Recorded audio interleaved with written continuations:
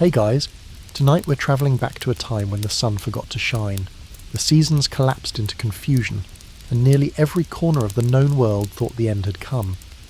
Imagine waking up one morning and realising it's noon, but it still looks like dawn. Not a dreamy, rose-coloured dawn either. More like the flickering light of a dying candle, filtered through thick smoke. And no, you're not in a post-apocalyptic movie set. You're in the year 536 AD. Welcome to what many historians call the worst year to be alive. So, before you get comfortable, take a moment to like the video and subscribe, but only if you genuinely enjoy what I do here. Let me know in the comments where you're tuning in from, and what time it is right now where you are. Now, dim the lights, maybe turn on a fan for that soft background hum, and let's ease into tonight's journey together.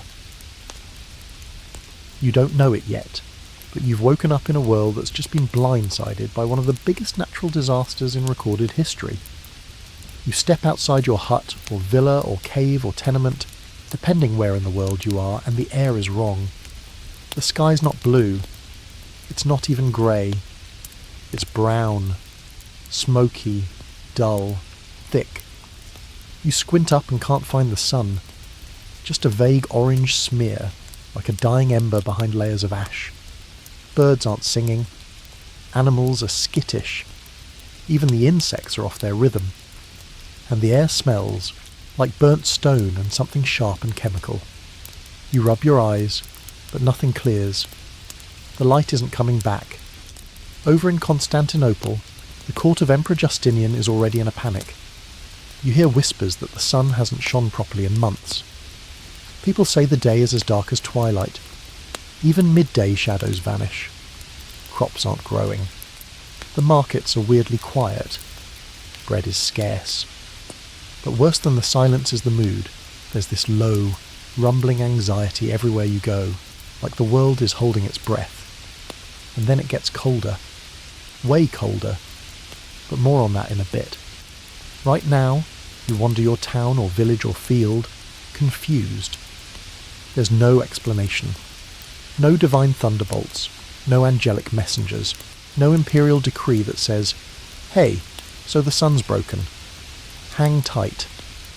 All you get is this strange, endless dusk, and people making increasingly weird guesses. In some places, they think it's sin.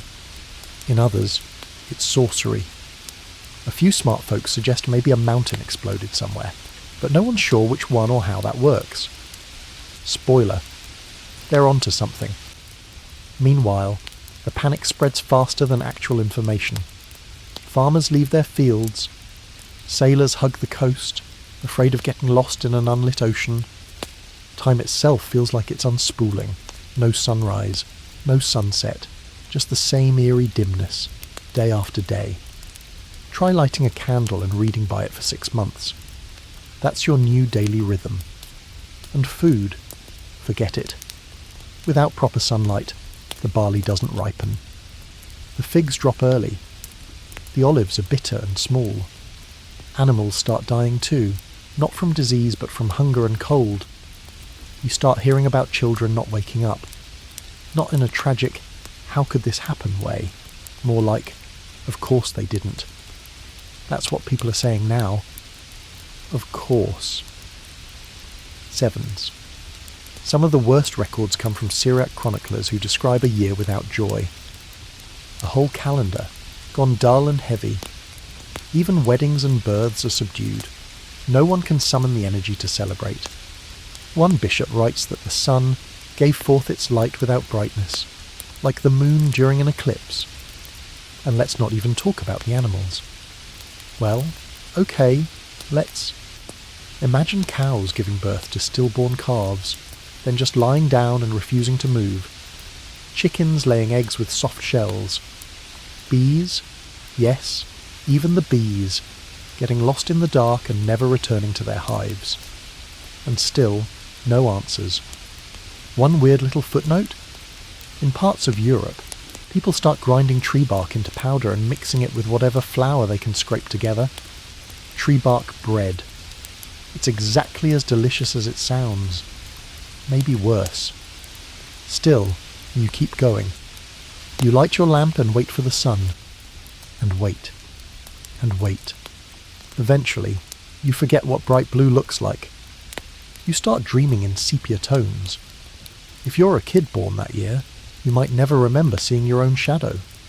Historians still argue whether the darkness began in late 535 or early 536, but the consensus is clear. By mid-536, the whole northern hemisphere is trapped under a grim, veiled sky. And it stays that way for 18 months. Imagine nearly 2 years without proper daylight. It's enough to bend time, break empires, and send entire cultures into spiritual crisis. You meet an old traveller who says the same thing is happening far to the east. Persia, India, even parts of China. And that's when it really hits you. This isn't local. This is global. Something has broken the sky. And you're just trying to survive in it. You wake again, wrapped in furs even though it's supposed to be spring. The hearth burned out sometime in the night, and your breath clouds in the air like fog. You pull your cloak tighter and step outside, hoping this morning will be different. It isn't. Still that same sickly, grey-brown sky. Still no sun. Still that bitter chill that shouldn't be here. Not in April. And now, the wind has a bite to it. The kind of sharp, bone-dry cold you'd expect in January. Except, it isn't January. It's nearly summer, and yet snow dusts the ground like someone spilled flour over the earth. You walk past a vineyard. The vines are stunted. You can almost hear them shivering. The wheat fields are a disaster, green stalks yellowing too early, barely knee-high. Farmers shake their heads, digging into hard, frost-bitten soil, hoping for something, anything. Spoiler. They won't find much. In the Alps, snow falls in August.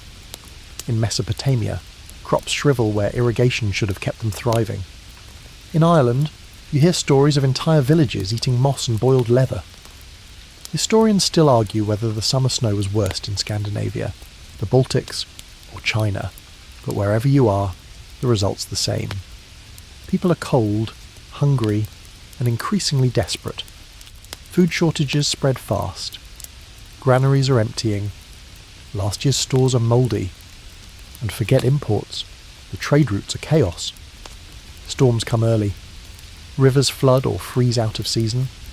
Some boats don't return at all. Those that do bring back strange news. The cold is everywhere. Even the sea feels wrong. In some regions, you notice fewer fish, as if the sudden cooling has chased entire ecosystems elsewhere.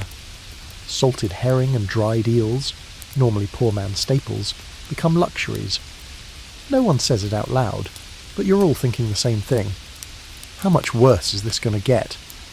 Your town's healer starts mixing dirt into soup. Just a little. Just enough to stretch the barley, yes, she says. You pretend not to notice. Or maybe you're past the point of caring. The hunger dulls your senses like smoke in your lungs. You see children playing with bones. Not toys. Real bones. Picked clean. Somewhere in Gaul, a monk writes about a sunless year that turned fruit to ash. He means it literally. Apples drop green and rot from the inside out. Even beeswax turns brittle in the cold. And you're learning to eat nettles, pine bark, and grass boiled until it resembles something vaguely edible. And the mood. Oh, the mood. This isn't just bad weather, it's a psychological ice age. You feel it in the way people stop laughing.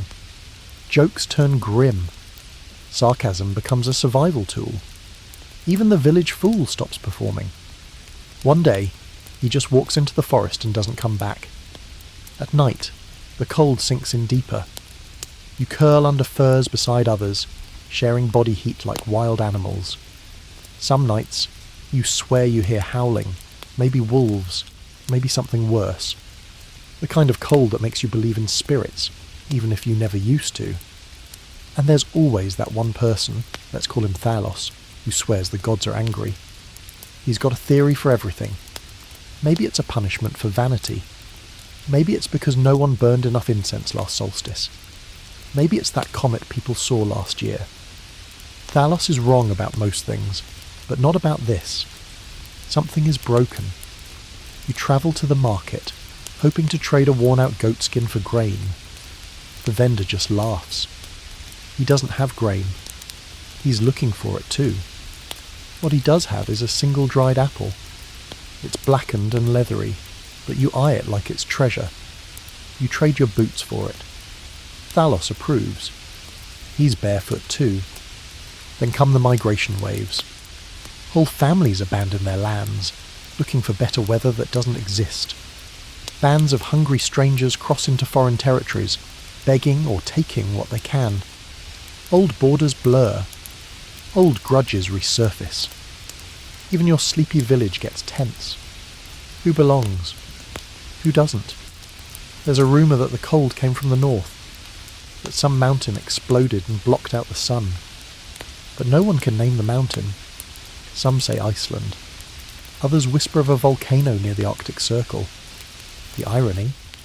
Modern science is still chasing that same question. Meanwhile, back in your freezing world, the calendar keeps lying to you. It says July, but your skin says November. You know better than to trust dates now. What's a season worth if it doesn't match reality? Even the animals don't know what to do. Sheep miscarry. Horses fall ill. Chickens lay misshapen eggs, or none at all. You see ravens circling, more than usual, and you wonder if they sense something deeper. Maybe they always have. You wake one morning to find the village well frozen solid. In June. That's not poetic. That's just terrifying. And just when you think you've adapted to this never-ending winter, it gets darker again. Not just metaphorically. Actual light fades further. People start saying prayers at midday, thinking it's sunset. You build a fire and stare into it for hours. Fire becomes your timekeeper. How long it takes to burn a log. That's your new hourglass. Forget sundials, they're relics now. Everyone's out of sync. Sleep cycles ruined, dreams haunted by hunger and snow. In India, royal astronomers struggle to interpret what they're seeing. In China, you'd hear of yellow dust falling like ash in the rain. In Britain, some folks think the Fae are angry. And you? You just want one full, warm day. One, just to remember what it felt like. It doesn't come. Instead, there's a frost in the air, even as autumn technically arrives. And deep down, you realise this might not be a bad year. It might be the new normal. You don't remember the last time someone laughed without that nervous edge in their voice. Not the chuckle that means funny, but the kind that means, I might lose it. You walk through the village square, if you're lucky enough to live near one, and people glance up, but their faces are drawn, hollow, suspicious. Every conversation now starts with the same question. Have you heard? Sevens. Heard what? That the emperor's astrologers in Constantinople have locked themselves in the library, trying to explain a sky that won't cooperate. That a monastery in Syria has burned all its books about weather because clearly they're lies. That someone saw a pillar of fire vanish into the clouds over the Western Sea. Have you heard the sun might never come back? Rumours are the new currency. People trade them like grain. Did you hear about the city where nobody's left alive? They say a child spoke in tongues for 3 days straight before dropping dead. My uncle says the darkness is alive and feeding on us. Sevens. You nod along, because the truth is, you've heard something too. You heard a priest say the end is near. You heard a merchant swear he passed a field where all the cows had keeled over, perfectly still, not eaten, just stopped. And you heard a group of oracles near Delphi were found screaming nonsense, their eyes turned upward as if trying to see a sun that's no longer there. And here's the kicker. No one's dismissing this stuff anymore. Things that would have sounded insane 2 years ago. Totally reasonable now. Historians still argue whether the chaos reached more minds or more stomachs first. But it's clear, society isn't just unravelling physically, it's cracking mentally. Across the Byzantine Empire, you see it in letters, in reports, in diary fragments. You see it in the sudden popularity of apocalyptic texts, not just religious ones, but strange prophecies no one had paid attention to in centuries, now copied feverishly by candlelight. You pass a man on the roadside, painting symbols on rocks. He mutters, "To keep the light alive." You don't stop him. You don't even question it. There's another man, in Alexandria, who walks into the sea and keeps going. Fishermen say he was praying for sunrise as the waves took him. Someone starts calling him a saint. Someone else claims he'll return with the dawn. Meanwhile, chaos brews in places that once stood tall.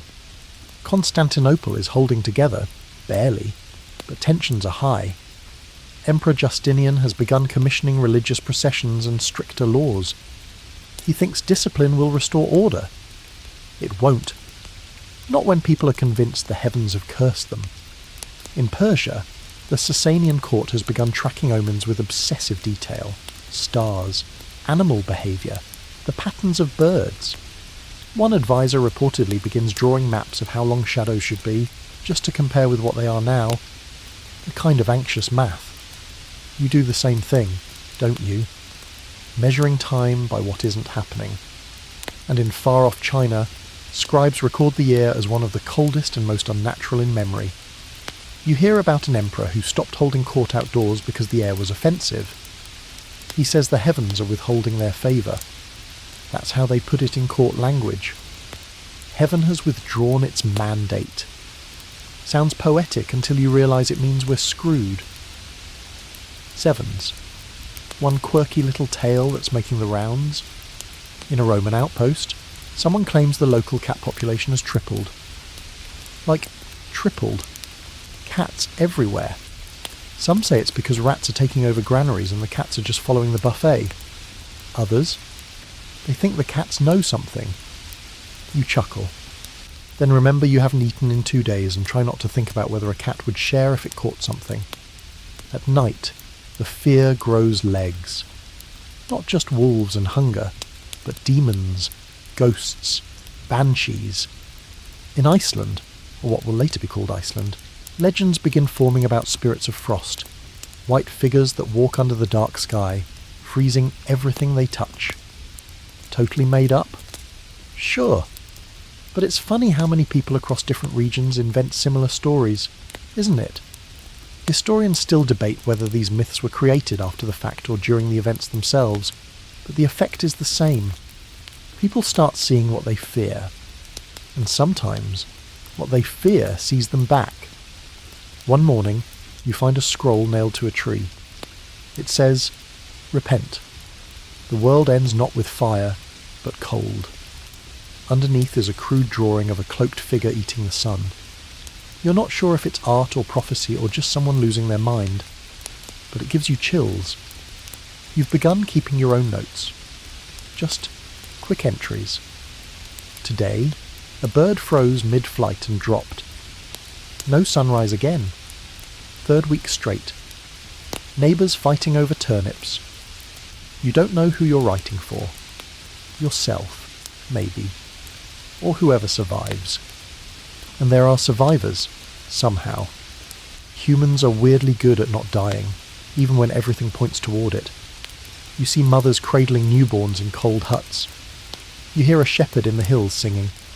Someone bakes a flatbread from lichen and pretends it's cake. It's all absurd and it's all heroic. You spot kids drawing suns in the dirt, over and over, like they're trying to summon it. Maybe they are. But here's the thing. You can feel something else brewing.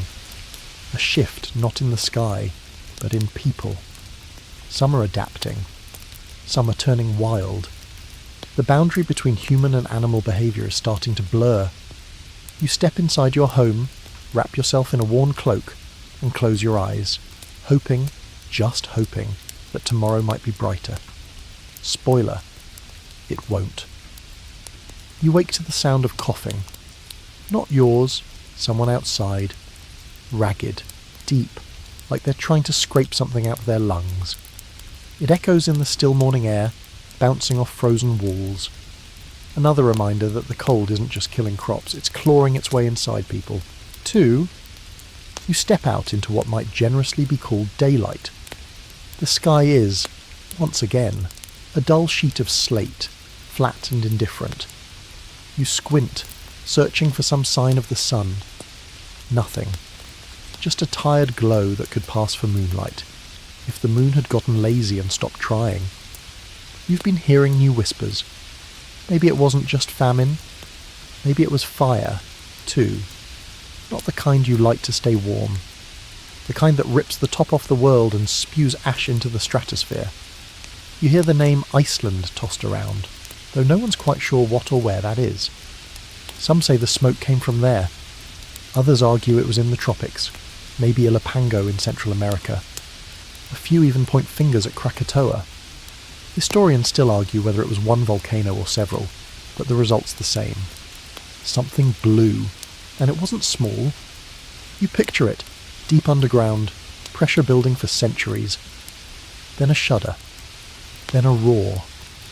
A column of smoke and sulphur punching through the sky like a fist. The sun doesn't stand a chance. You imagine the blast from Iceland's volcano, the one modern researchers now think may have been part of the trigger. A massive eruption in 536, maybe again in 540, each one layering more ash, more aerosols, more nightmare fuel into the atmosphere. It's like the planet decided to reboot, without warning anyone first. The ash doesn't fall like snow. It's finer, grittier. You've seen it coat leaves, smear across water buckets, grind between your teeth. You've coughed it out and watched goats refuse to graze where it lies thick. It floats into lungs, into eyes, into dreams. The sun, what's left of it, turns red. A deep, angry, coppery red. And at night, the moon's no better. People say it's black, or bleeding, or both. Some say they saw it flicker. Not sparkle, flicker, like a dying lantern. One trader swears he saw 3 moons, layered atop each other like ghosts. You start to notice something. Plants are doing weird things. Some flower out of season. Others don't bloom at all. Forests are going silent. Fewer birds, fewer bugs. It's like nature hit pause, confused by a sky that won't follow the rules. In India, you hear of red snow falling in the mountains. Not just dusty or muddy. Red. Like blood, someone says.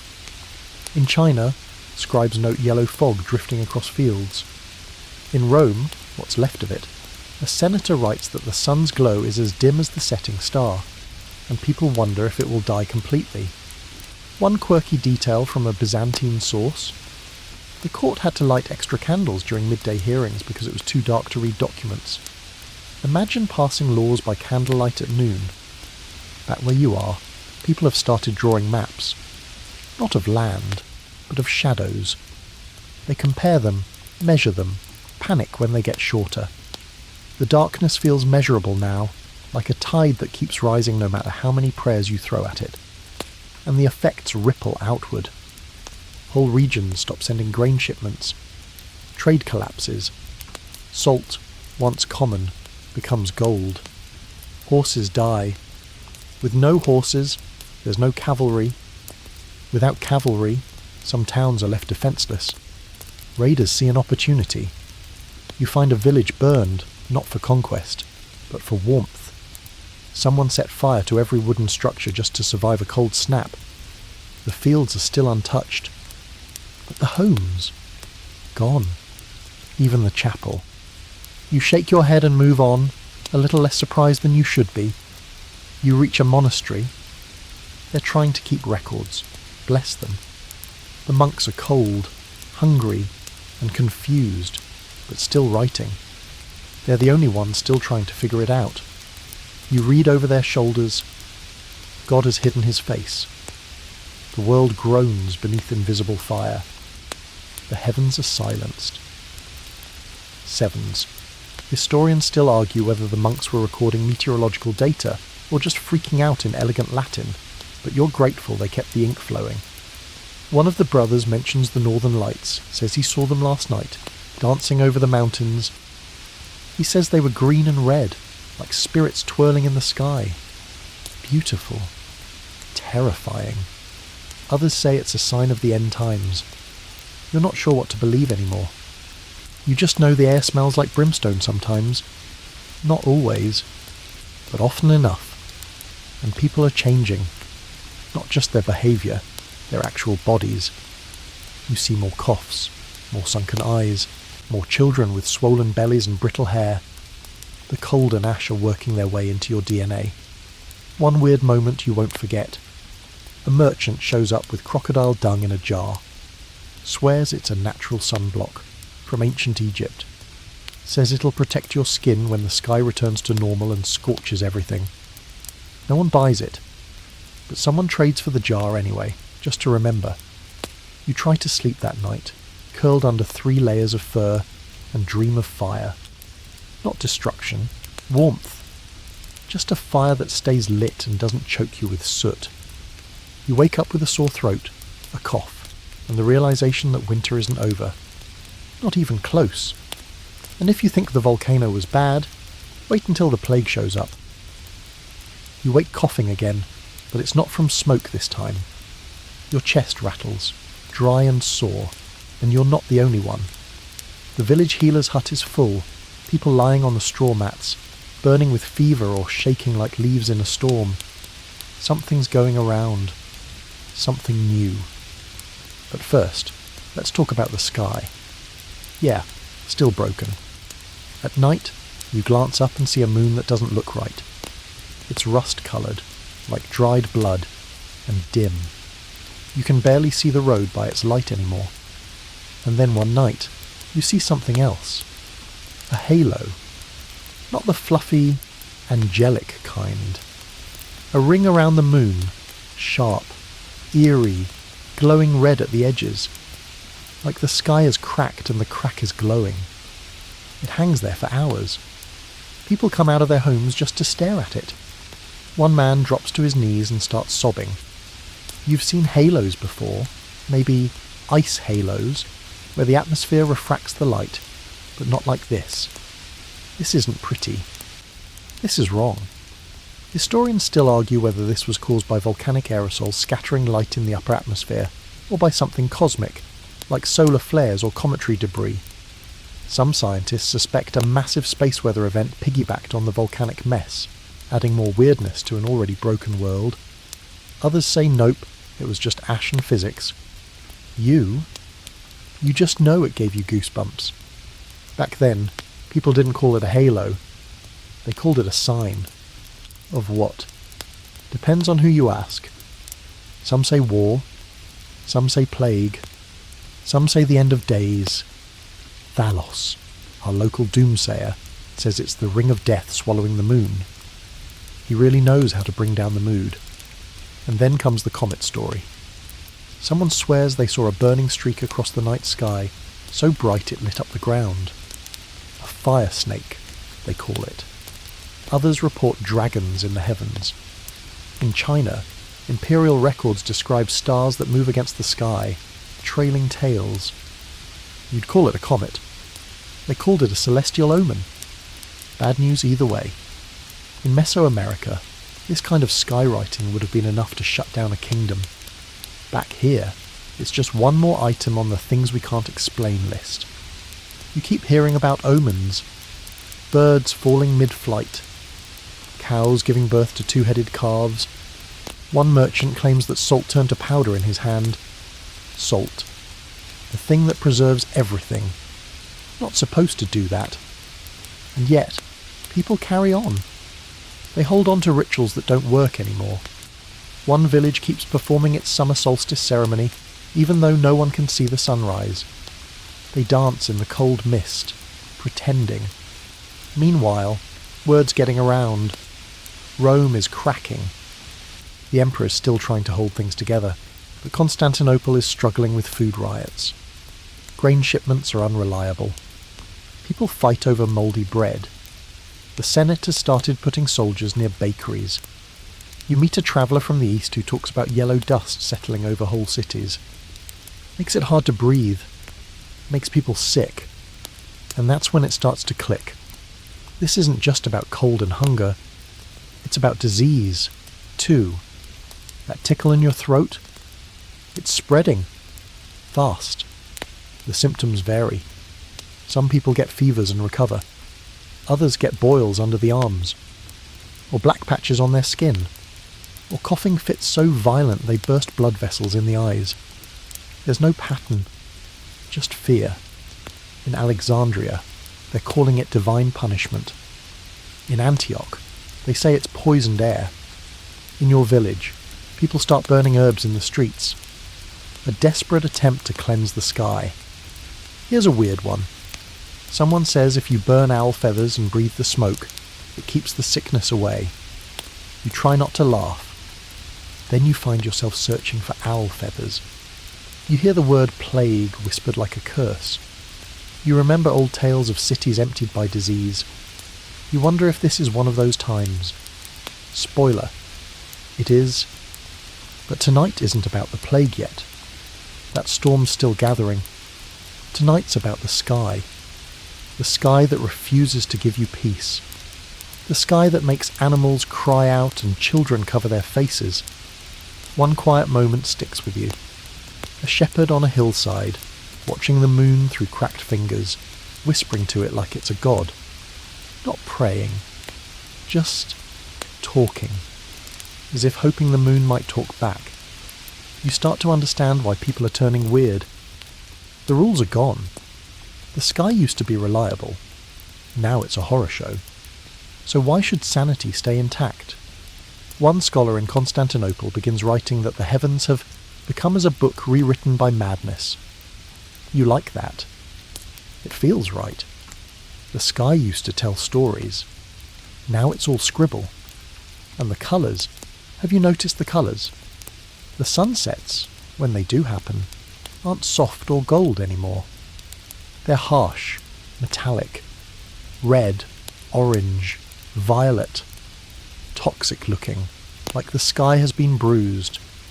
One sailor describes a sunset as the colour of spilled wine and burnt copper.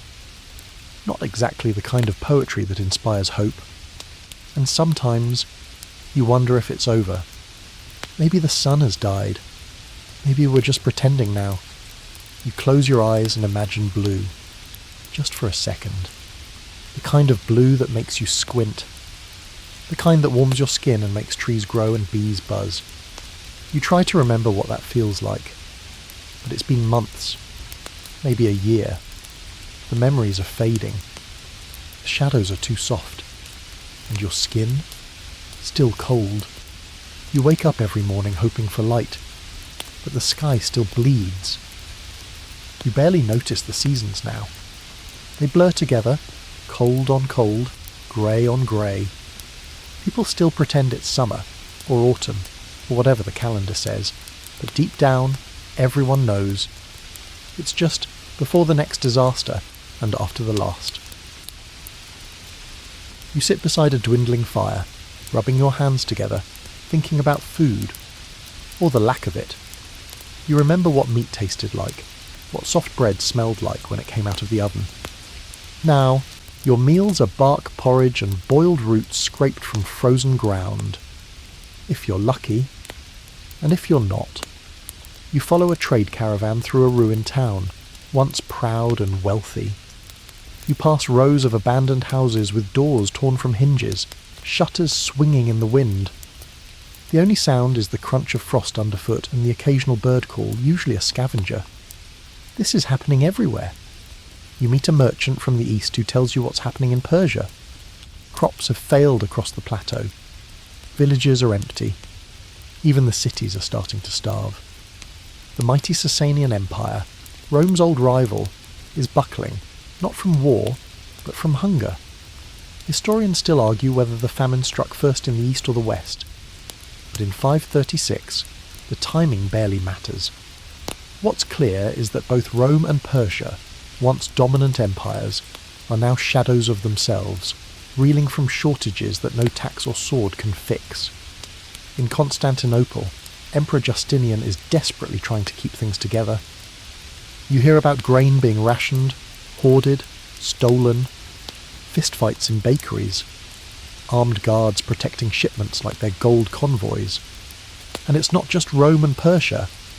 News trickles in from Ireland, terrible harvests. From Britain, famine. Even from India, where Sanskrit texts begin describing a year without the expected monsoon. No rain, no crops, no balance. There's a grim pattern. When crops fail, cities break. When cities break, everything else follows.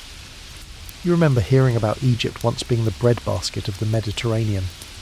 Now, the Nile isn't flooding the way it used to. Its waters are low, and the silt isn't reaching the delta. No silt means no fertility. No fertility means famine.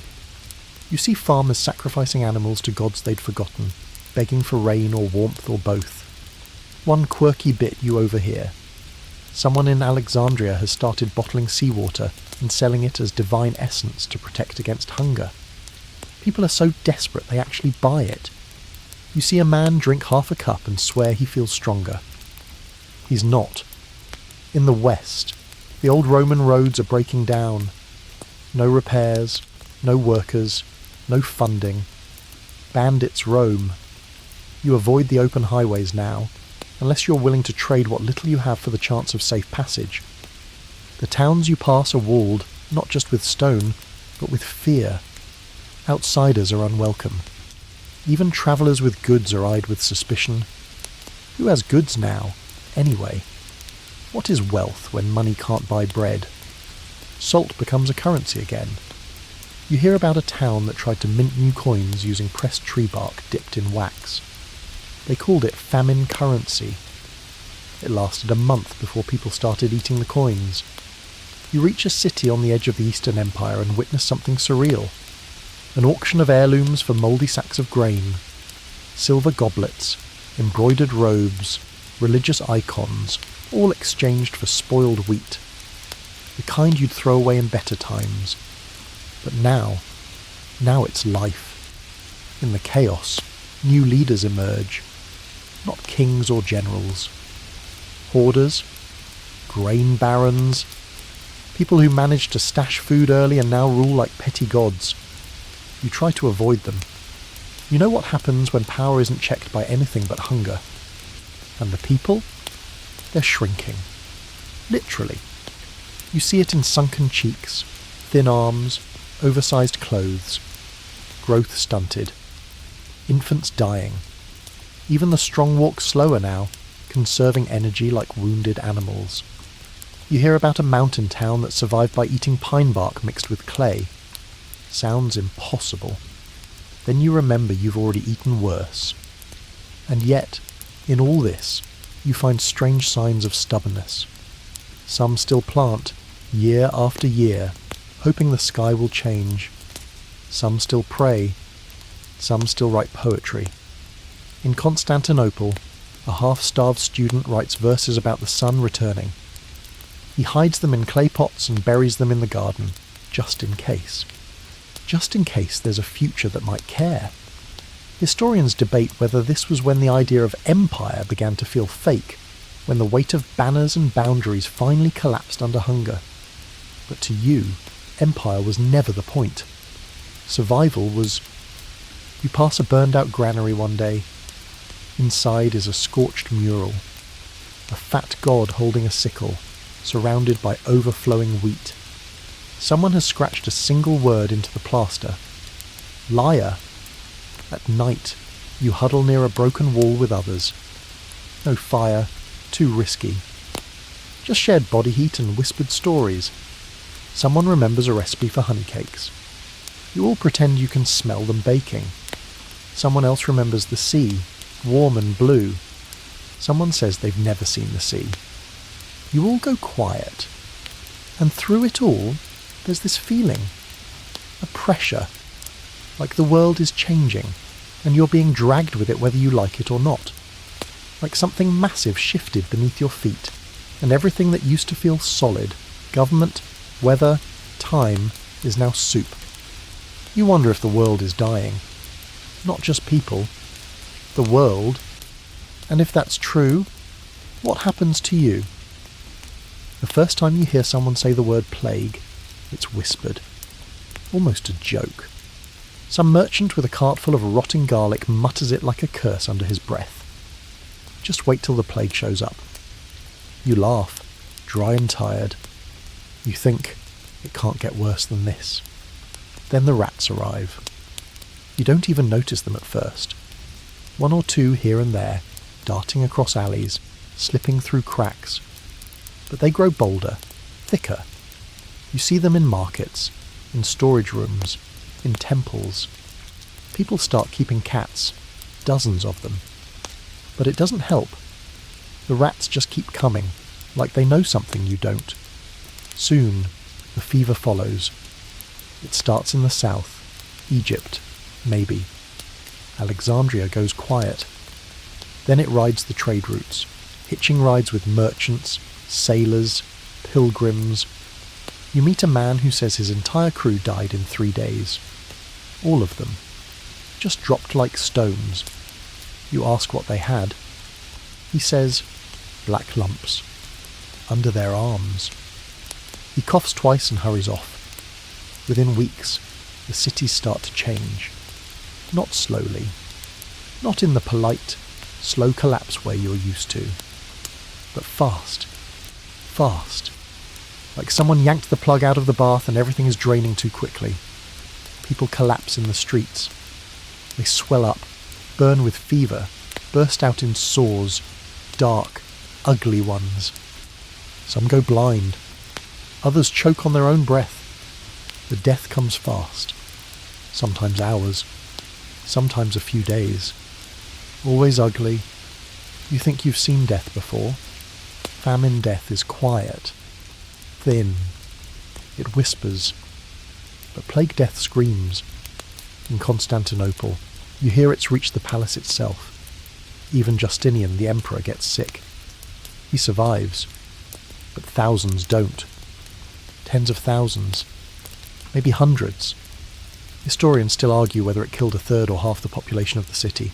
But really, who's counting anymore? The streets are littered with bodies. At first, they try to bury them properly. But that doesn't last. Soon it's mass graves, then pits, then rivers. You see smoke rising day and night from funeral pyres. The air begins to smell wrong again, not volcanic this time, but sweet and foul. The smell of death. The weirdest part? The silence afterward. For all the noise, the wailing, the prayers, the coughing, the cities go quiet.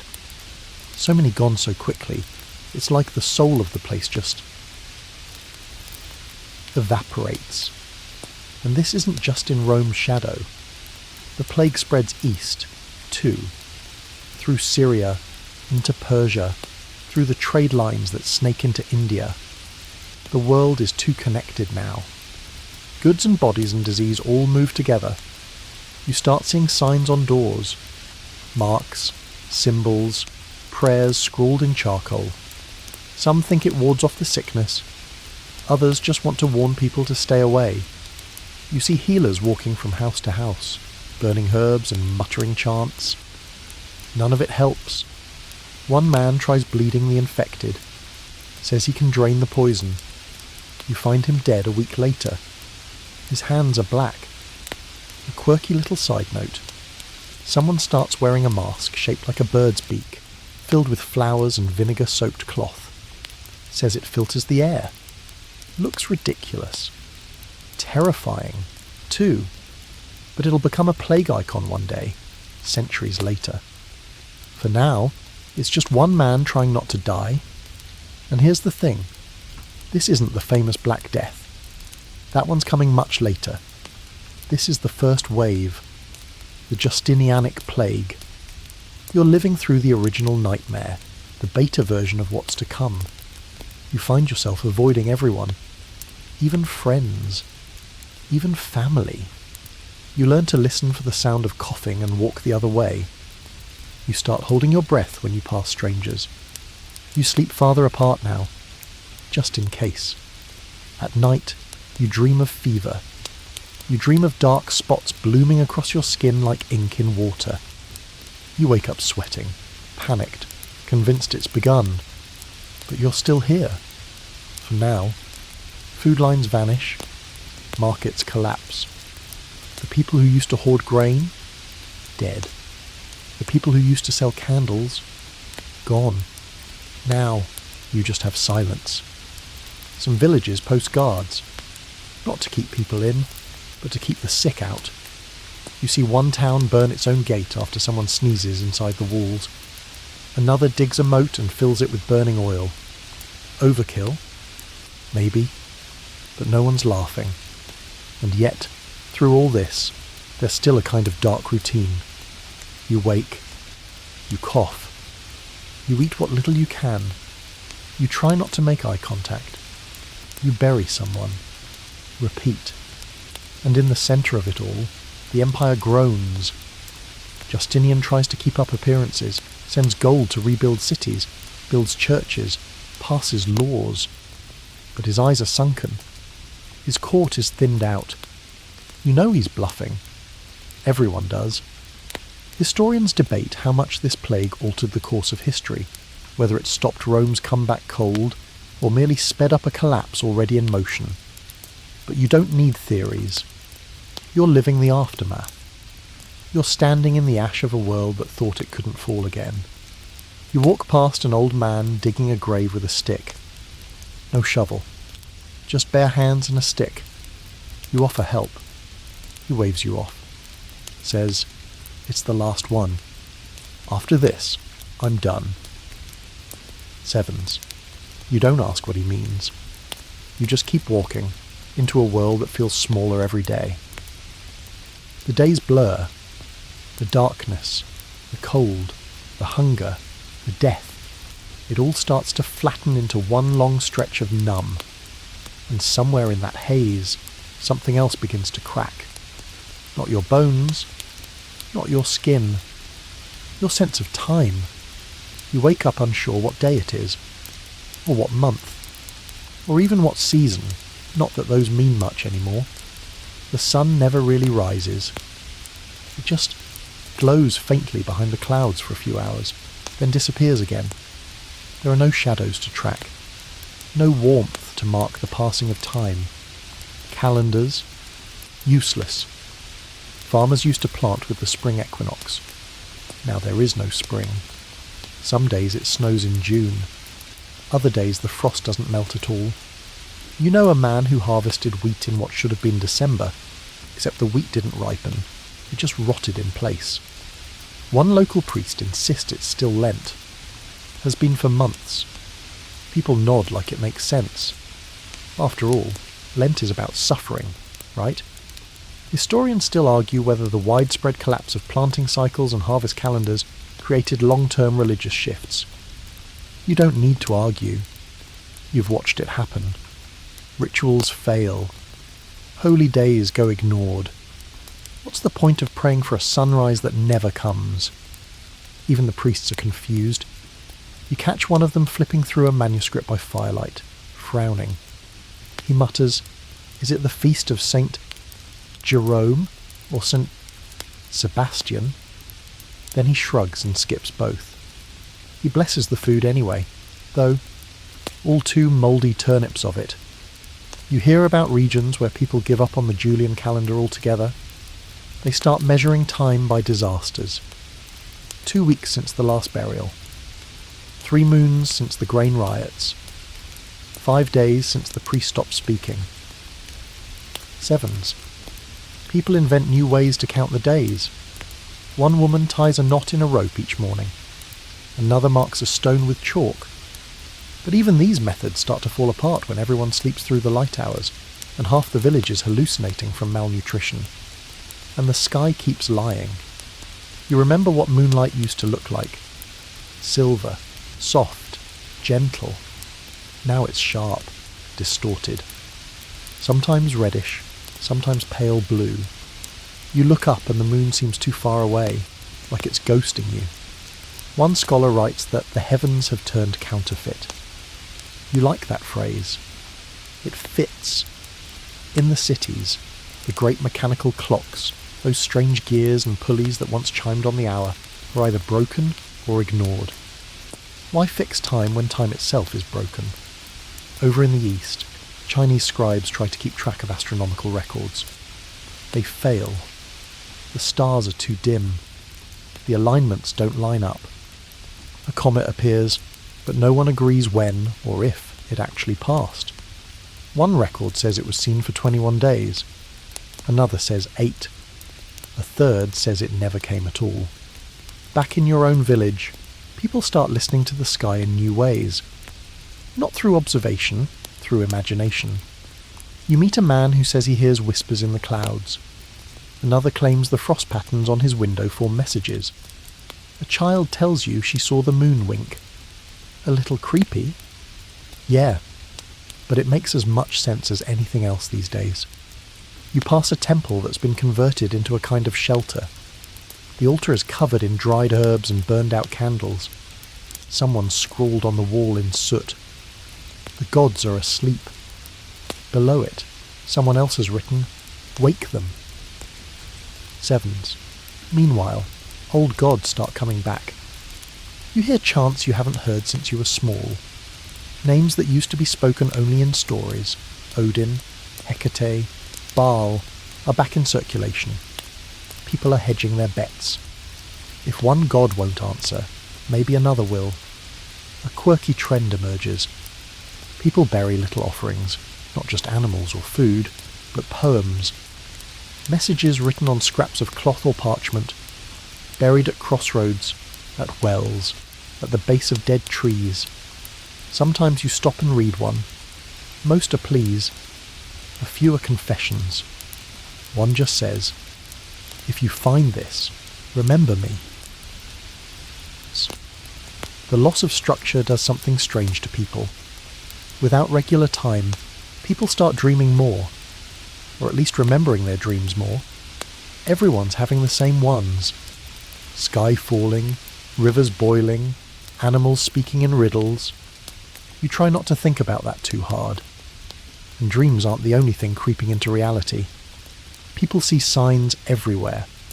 A crack in the wall shaped like a flame. A flock of birds flying in a perfect circle.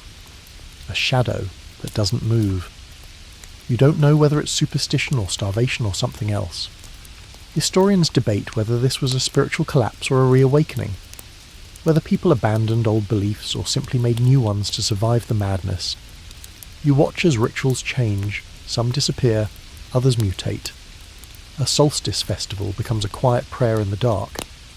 A harvest feast becomes a memorial. You catch a man marking time by music. He hums the same tune each day, over and over, like an anchor. He says it keeps the days from slipping away. You hum it too, later. Just in case. You stop trusting the old markers. The first frost, the first bloom, the longest day, none of them happen on schedule anymore. If at all. The world's rhythm is gone, and you're just floating in its silence. You start marking time by things that still happen. The shape of your breath in the cold, the ache in your stomach, the way the frost creeps across the window in different patterns.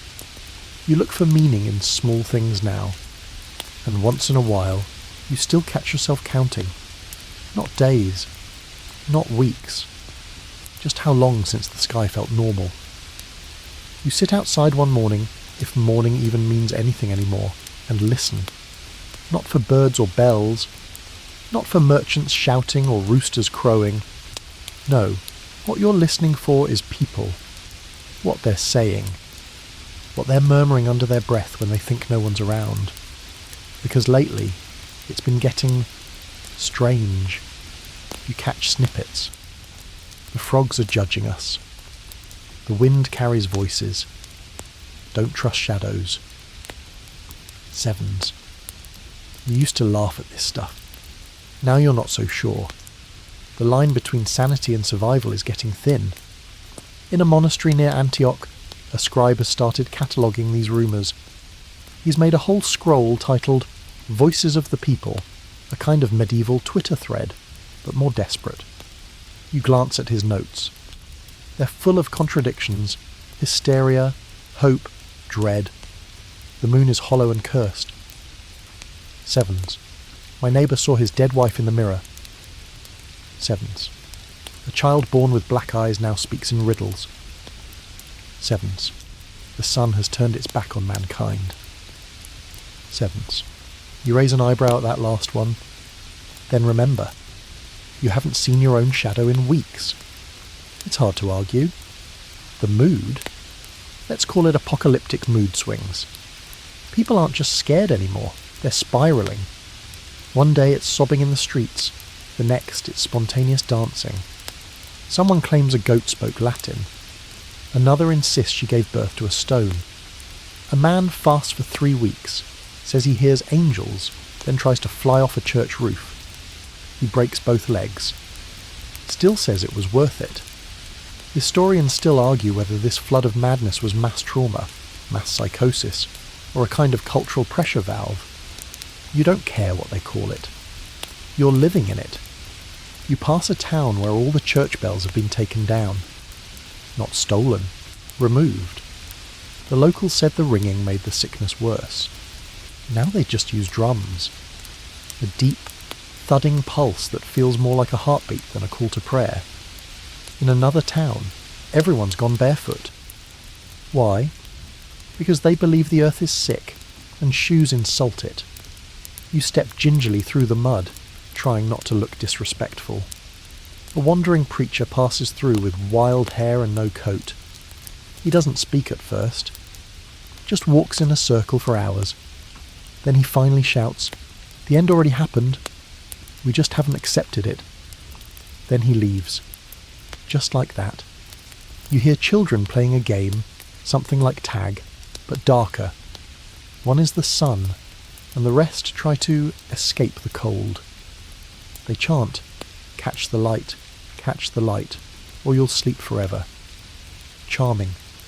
You start seeing walls covered in chalk drawings. Stars, eyes, spirals. One reads, "We are inside the belly of a dead god." Another says, "Wake up the fire." You don't know who's drawing these, but the handwriting looks familiar. You wonder if it's someone you know. You wonder if it's you. And the dreams. We have to talk about the dreams. Everyone's having them. Vivid. Loud. You dream of cities made of glass cracking under ice. Of mountains smoking and splitting. Of endless staircases that lead nowhere. You hear your own name whispered by voices you've never heard. Even Thalos, the doomsayer, looks shaken. He says he dreamed of the world ending in silence. Not fire. Not floods. Just everyone forgetting everything. As if we'd never existed. There's a strange comfort in the madness, though. You realise people need stories, even crazy ones. When the world stops making sense, the imagination takes over, because the alternative is too blank, too quiet. One quirky belief you hear spreading, the idea that the sun is actually still there, but it's ashamed. People talk about trying to coax it back with gifts. Shiny metal left on rooftops. Fires lit in perfect circles. One person plays the flute to the sky every night. Badly, but with conviction. You pass a girl who's making a sun out of clay. She holds it up and whispers, "This is what I remember." You believe her. In some places, the local rulers try to clamp down on the hysteria. Edicts against sky worship or false prophecies. But the punishments don't stick. You can't jail grief. You can't arrest dreams. And you can't stop people from looking for someone to blame. Witches. Heretics. Foreigners. Even scholars. People start pointing fingers. You see a book burned just because it had diagrams of the stars. Someone claims the plague came from too much reading. You close your journal and hide it under your cloak. One village bans mirrors. Another bans singing. Another bans anything red. You ask why. The elders just shrug and say, "We're being cautious." Sevens. Some try to bargain. They build altars from stone, or bone, or mud. One group sacrifices all their goats in a single night. Another tosses a perfectly good cart into a river. A gift to the spirits of water, they say. It floats away, a sad little tribute to sanity. Historians say this was a turning point, not in politics or economics, but in the human mind. A spiritual rupture. A psychological collapse. A world that cracked inward as much as outward. You don't disagree. But you also see something else. You see resilience in the madness. A kind of creativity. A refusal to lie down and fade. Sure, people are losing it. But they're also adapting. Making meaning out of ruin. Building stories from the ash. And weirdly, that's comforting. You find yourself starting to believe in small rituals. A whispered phrase before sleep. A specific order to lay out your clothes. Not because it changes anything, just because it feels like something. You hum to yourself. You tap your foot 3 times before stepping outside. You leave a stone at the edge of the river every week. You never used to do any of this. But now, it's your way of staying you, even if the frogs are judging you. You walk a path that used to be a road, cobbled, once. Now it's mud and broken stones, overgrown at the edges, as if the forest decided to take it back. You're not alone. People are moving again. Not in the usual way, not for trade or adventure. These are migrations. Drifting, desperate, quiet. You see whole families walking with carts full of nothing.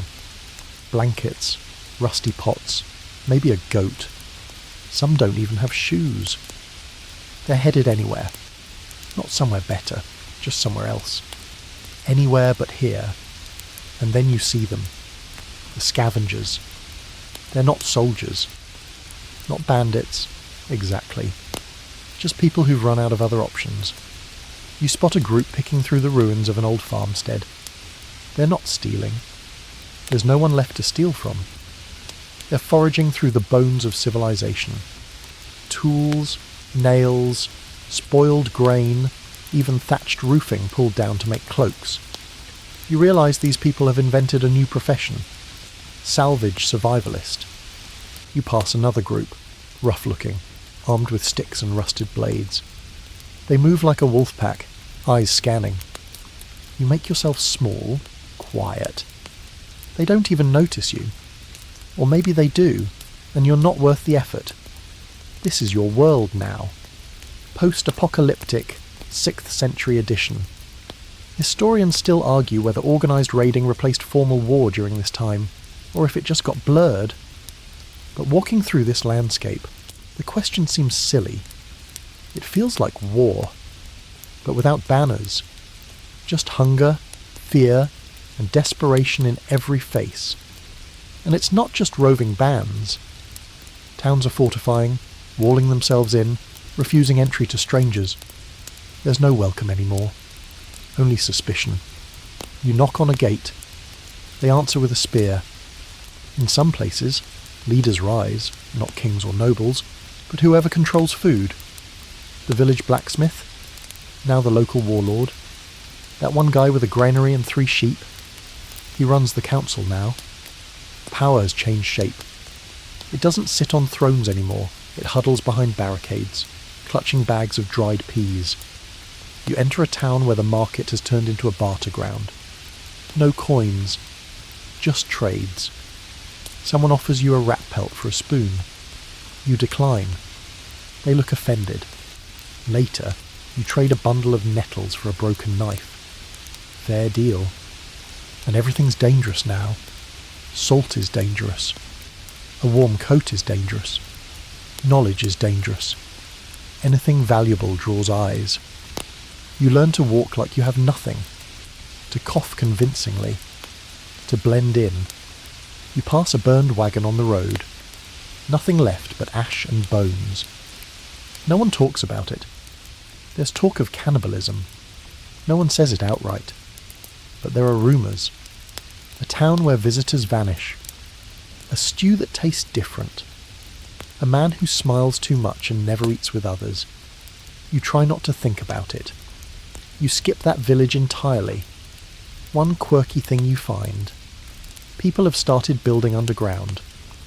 Not elaborate bunkers, just holes, root cellars, collapsed wells repurposed as shelters. Anything to hide from the cold and the eyes of strangers. You spend a night in one of these pits. Dirt walls. A roof made of sticks and rags. Cramped, smelly, but safe. Safer than open air. You hear someone mention the name Justinian again. You'd almost forgotten he exists. The emperor is still alive. They say, still passing laws. Still building things. You wonder what that even means now. A law. Out here. The world doesn't care about scrolls. Still, there's structure in some places. Monasteries survive. Small communes. Old Roman villas turned into fortresses. You visit one. Walls reinforced with stone and spikes. Guards with slings and clubs. They've got goats. Dried apples. Even a working well. The man who runs it quotes scripture and hands out hard bread. It's paradise. Until the sickness comes. Then they shut the gates. You're left outside. Again. This is survival now. Not about cleverness. Not even strength. Just timing. Luck. Being there at the right moment. Or not being there when everything falls apart. You learn things you never thought you'd need. How to find dry moss under snow. How to sharpen bone into a needle. How to cook lichen. How to fake a limp so raiders leave you alone. You also learn how to walk without drawing attention. How to look harmless. How to disappear. One day, you see a man with coins sewn into his tunic. Old Roman gold. He's dead. No one even bothered to rob him. You leave the coins where they are. They're worthless now, but heavy. You meet a group of travellers, 10, maybe 12, moving quietly. They share stale bread and bitter tea made from boiled bark. One woman tells jokes. Actual jokes. You laugh until your stomach hurts. For a moment, you remember what it felt like to be human. Then she tells you her brother froze last month while looking for firewood. You fall asleep that night staring at the stars. Yes, the stars, finally peeking through the gloom. It's the first time in weeks you can see them. You feel small, insignificant, but also part of something. You wonder if someone else is doing the same thing, somewhere far away, looking at the same stars, wondering if it's getting better, or worse. Historians call this period the Late Antique Little Ice Age. A mouthful. You call it something simpler. Surviving the dark. And tomorrow, you walk again. Not to escape, not to arrive, just to keep going. Because stopping might mean becoming one of those rumours. You wake up to silence, not peace, not calm, but the kind of silence that makes your skin crawl. No bees, no birds, not even the faint buzz of flies. It's like the air forgot how to vibrate. You walk to a grove where wildflowers used to grow. It's barren now, not just from frost or drought, though those haven't helped, but because nothing's pollinating. You bend down to inspect a pale blossom, its petals shriveled and dry. You wait for a bee to bumble in. None comes. Once, bees were everywhere. Buzzing in fields, around wells, near your ears when you tried to nap in the grass. Annoying, sure, but necessary. Honey, wax, pollination. They held the invisible threads that kept food growing.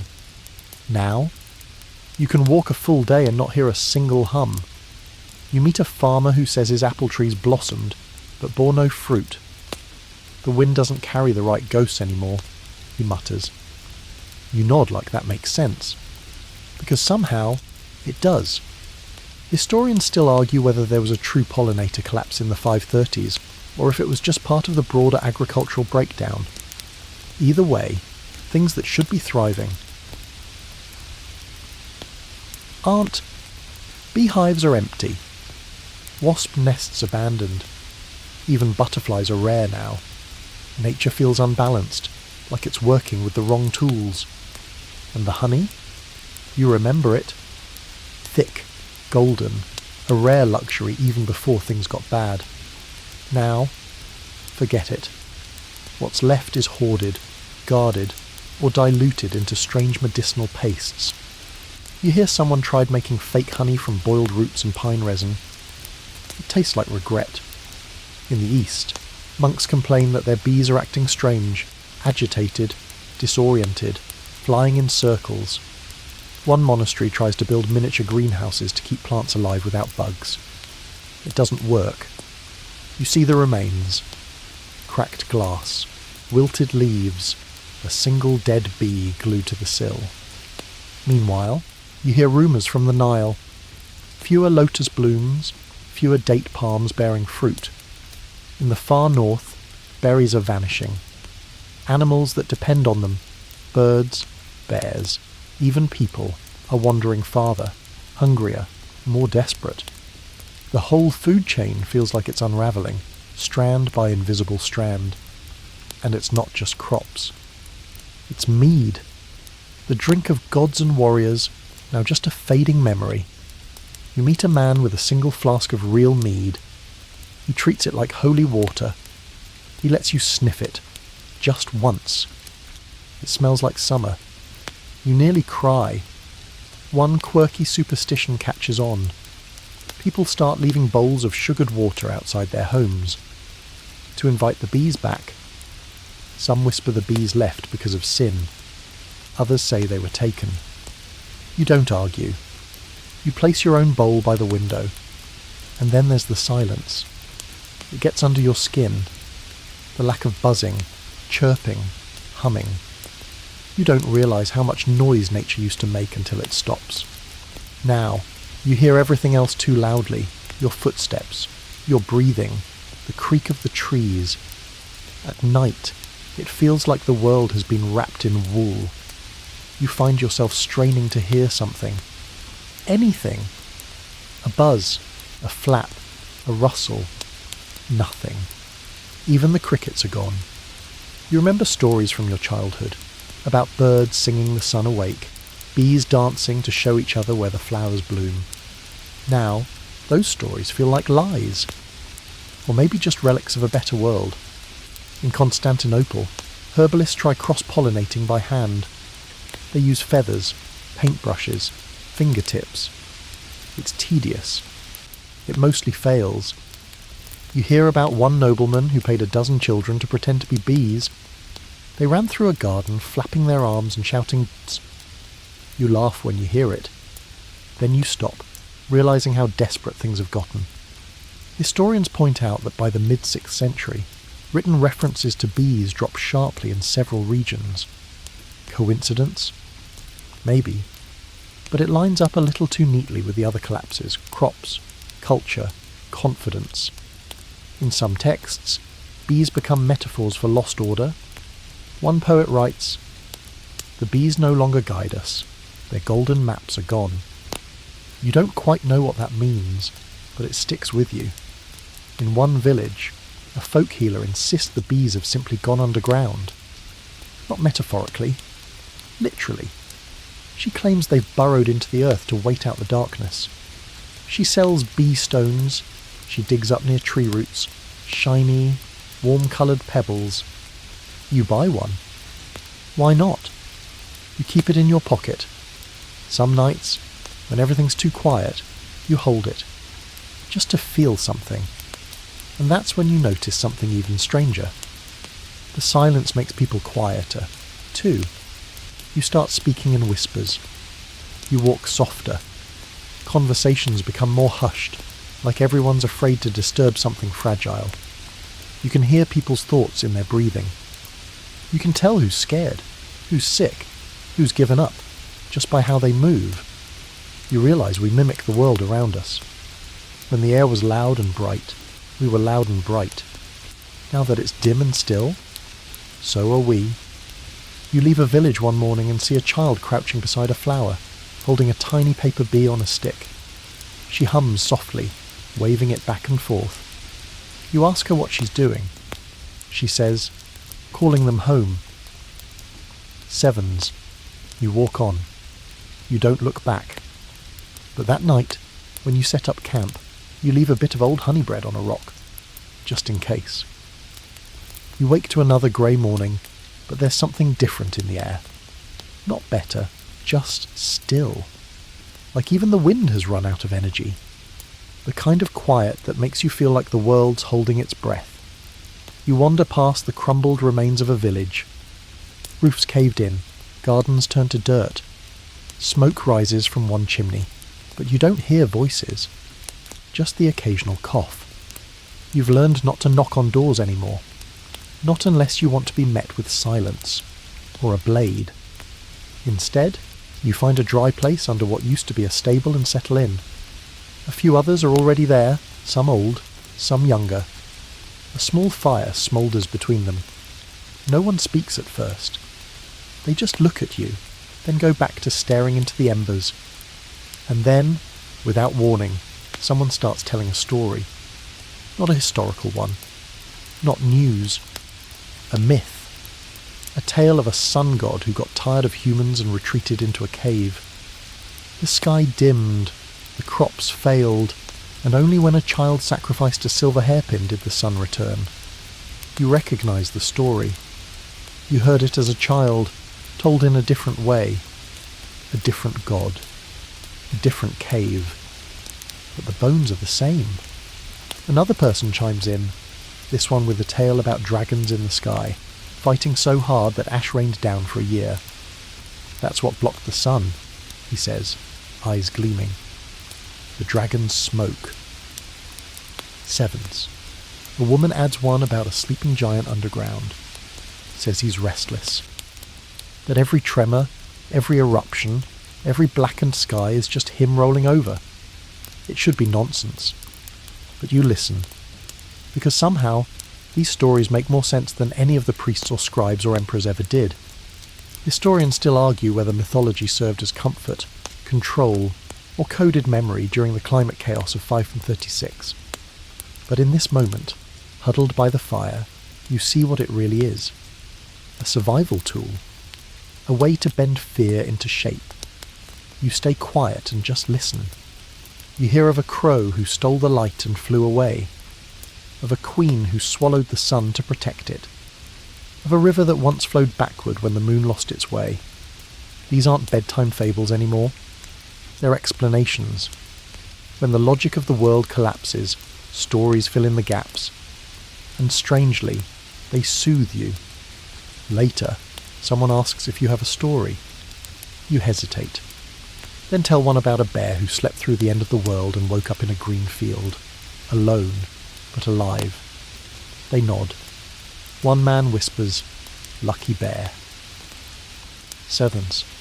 The next day, you walk with the group.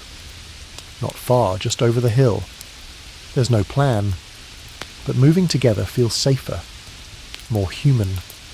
On the road, one of the elders says something you won't forget. Truth used to come from books.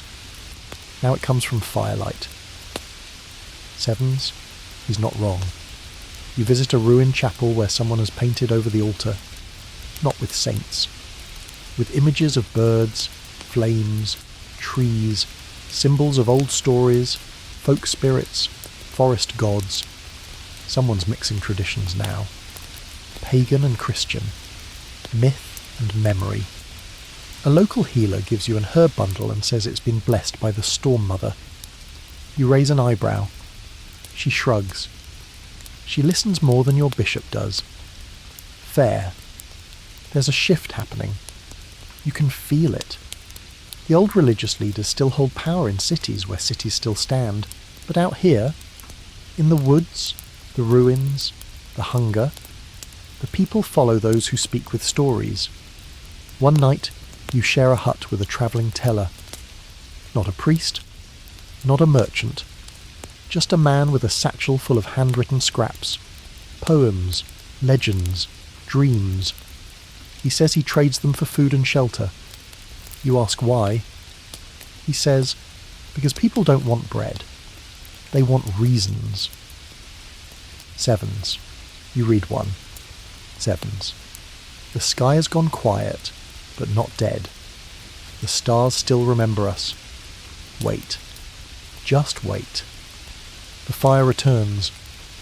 You copy it into your own journal. Not for fact, but for comfort. A quirky tradition pops up. Sky notes. People write messages on bark or scraps and hang them in trees. Prayers, apologies, questions, warnings.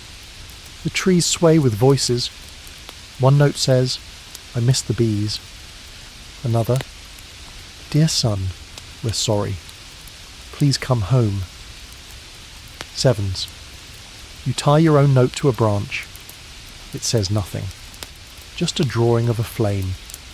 And something else begins to grow. Not crops. Not empires. Something smaller, quieter. A mythology of survival. A belief that enduring itself is sacred. You hear someone say, we're the story now. Sevens. It sounds dramatic. But it's true. Because years from now, if there are still people, they won't remember dates or emperors. They'll remember the child with the paper sun. The man who played the flute to the clouds. The woman who walked barefoot through frost and lived. And the myths? They'll live too. Because when firewood runs out and rations are gone, what do you still have? Your voice. And your story. So you keep walking. And when you meet someone new, you tell them about the bear who woke up in the green field. And maybe, just maybe, that's enough to keep them going. You follow the road south now, toward a name whispered with reverence. Egypt. People say it's still fertile there, still warm, that the Nile continues to flood and the grain grows tall. You don't believe it, but you go anyway, because at this point, even hope can be traded for warmth. The desert air feels different. Not warm exactly, but less hostile. The sky remains dull, the colours muted, but the biting wind of the northern hills eases. For a moment, your bones remember what it's like not to shiver, and then you reach the Nile Delta, and something's wrong. The river is low, not dry, but thin, sickly, like a great vein that's lost pressure. The land around it should be green, bursting with life. Instead, it's patchy, browning. The papyrus wilts. The palms droop. You pass cracked canals, half-full reservoirs, thirsty fields. You watch a group of farmers knee-deep in the mud, dragging buckets of water by hand. Not from a canal, from a pit. One of them mutters, "The river has turned its back on us." You ask what he means. He just shrugs and keeps working. Egypt, once the empire's breadbasket, is starving too. You hear it everywhere. From grain merchants with empty carts. From priests in Luxor performing rituals to gods long buried in dust. Even from the bureaucrats, they mutter in tight, tired voices about irregular inundations and non-compliant seasonal patterns. That's just a fancy way of saying, the river's not doing its job. Historians still argue whether the Nile's behaviour in this decade was directly linked to the global cooling event. Some blame shifting monsoons.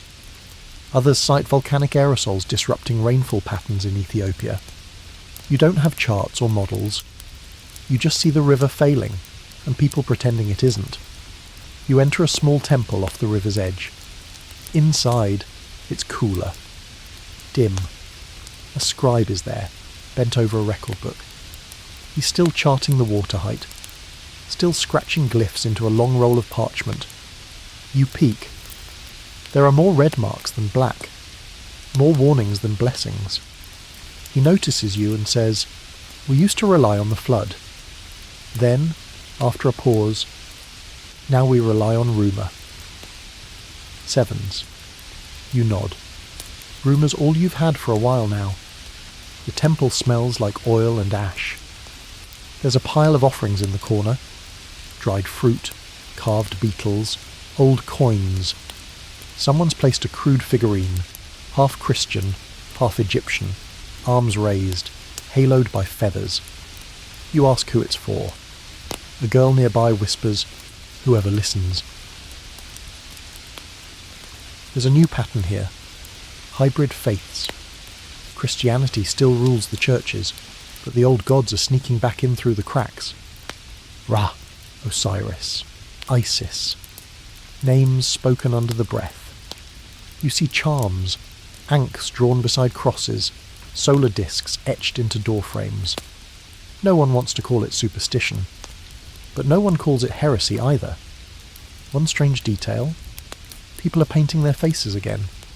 Not like the old pharaohs, but with ash. Grey stripes. Circles under the eyes. You ask why. A boy says it makes the sun think you're already dead, so it doesn't need to punish you. You don't laugh. You help harvest a small field with a group of villagers. The grain is stunted, pale, brittle. They collect every stalk, even the useless ones. Nothing is wasted now. The chaff is saved for fires. The roots boiled into bitter broth.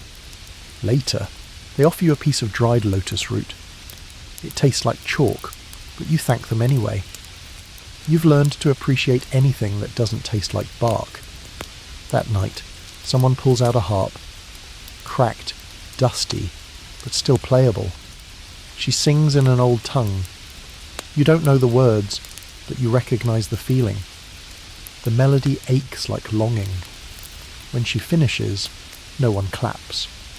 They just sit there, eyes reflecting firelight, holding the silence like a prayer. And still, the Nile moves, slow, weak, but stubborn. A reminder that even when the world seems frozen, some things continue. You meet a fisherman who says he once caught 3 catfish in a single day. Now he's lucky to find one in a week. Still, he goes out every morning. He says, "The river won't listen if you don't show up." 7s. You think about that. Maybe the same applies to the sky.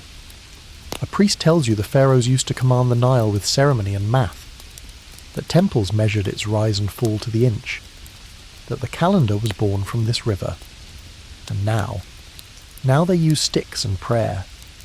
You visit an old Nilometer, a stone staircase carved into the riverbank, marked with measurements from centuries ago. You run your fingers along the grooves. This year's flood doesn't even reach the 3rd step. The top ones are dry, cracked, crumbling. And still, people climb those steps, every morning. Still hoping. Historians call this era one of transition. You call it people doing their best with broken tools. A quirky rumour makes the rounds. Someone claims to have seen a golden crocodile in the Nile. Said it glowed under the water. Some say it's a sign of the gods returning. Others say it's just a fish with a sunburn. Either way, everyone's talking about it. The Nile teaches you something no storm ever did. Not everything collapses in a roar. Some things just fade. Not with drama. With erosion. With silence. You leave Egypt with a heavy heart. Not because it's worse there. Honestly, it might be better. But because you see the hope cracking too.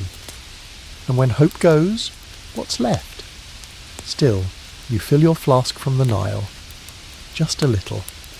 Just in case the river remembers you. You're moving again, west this time.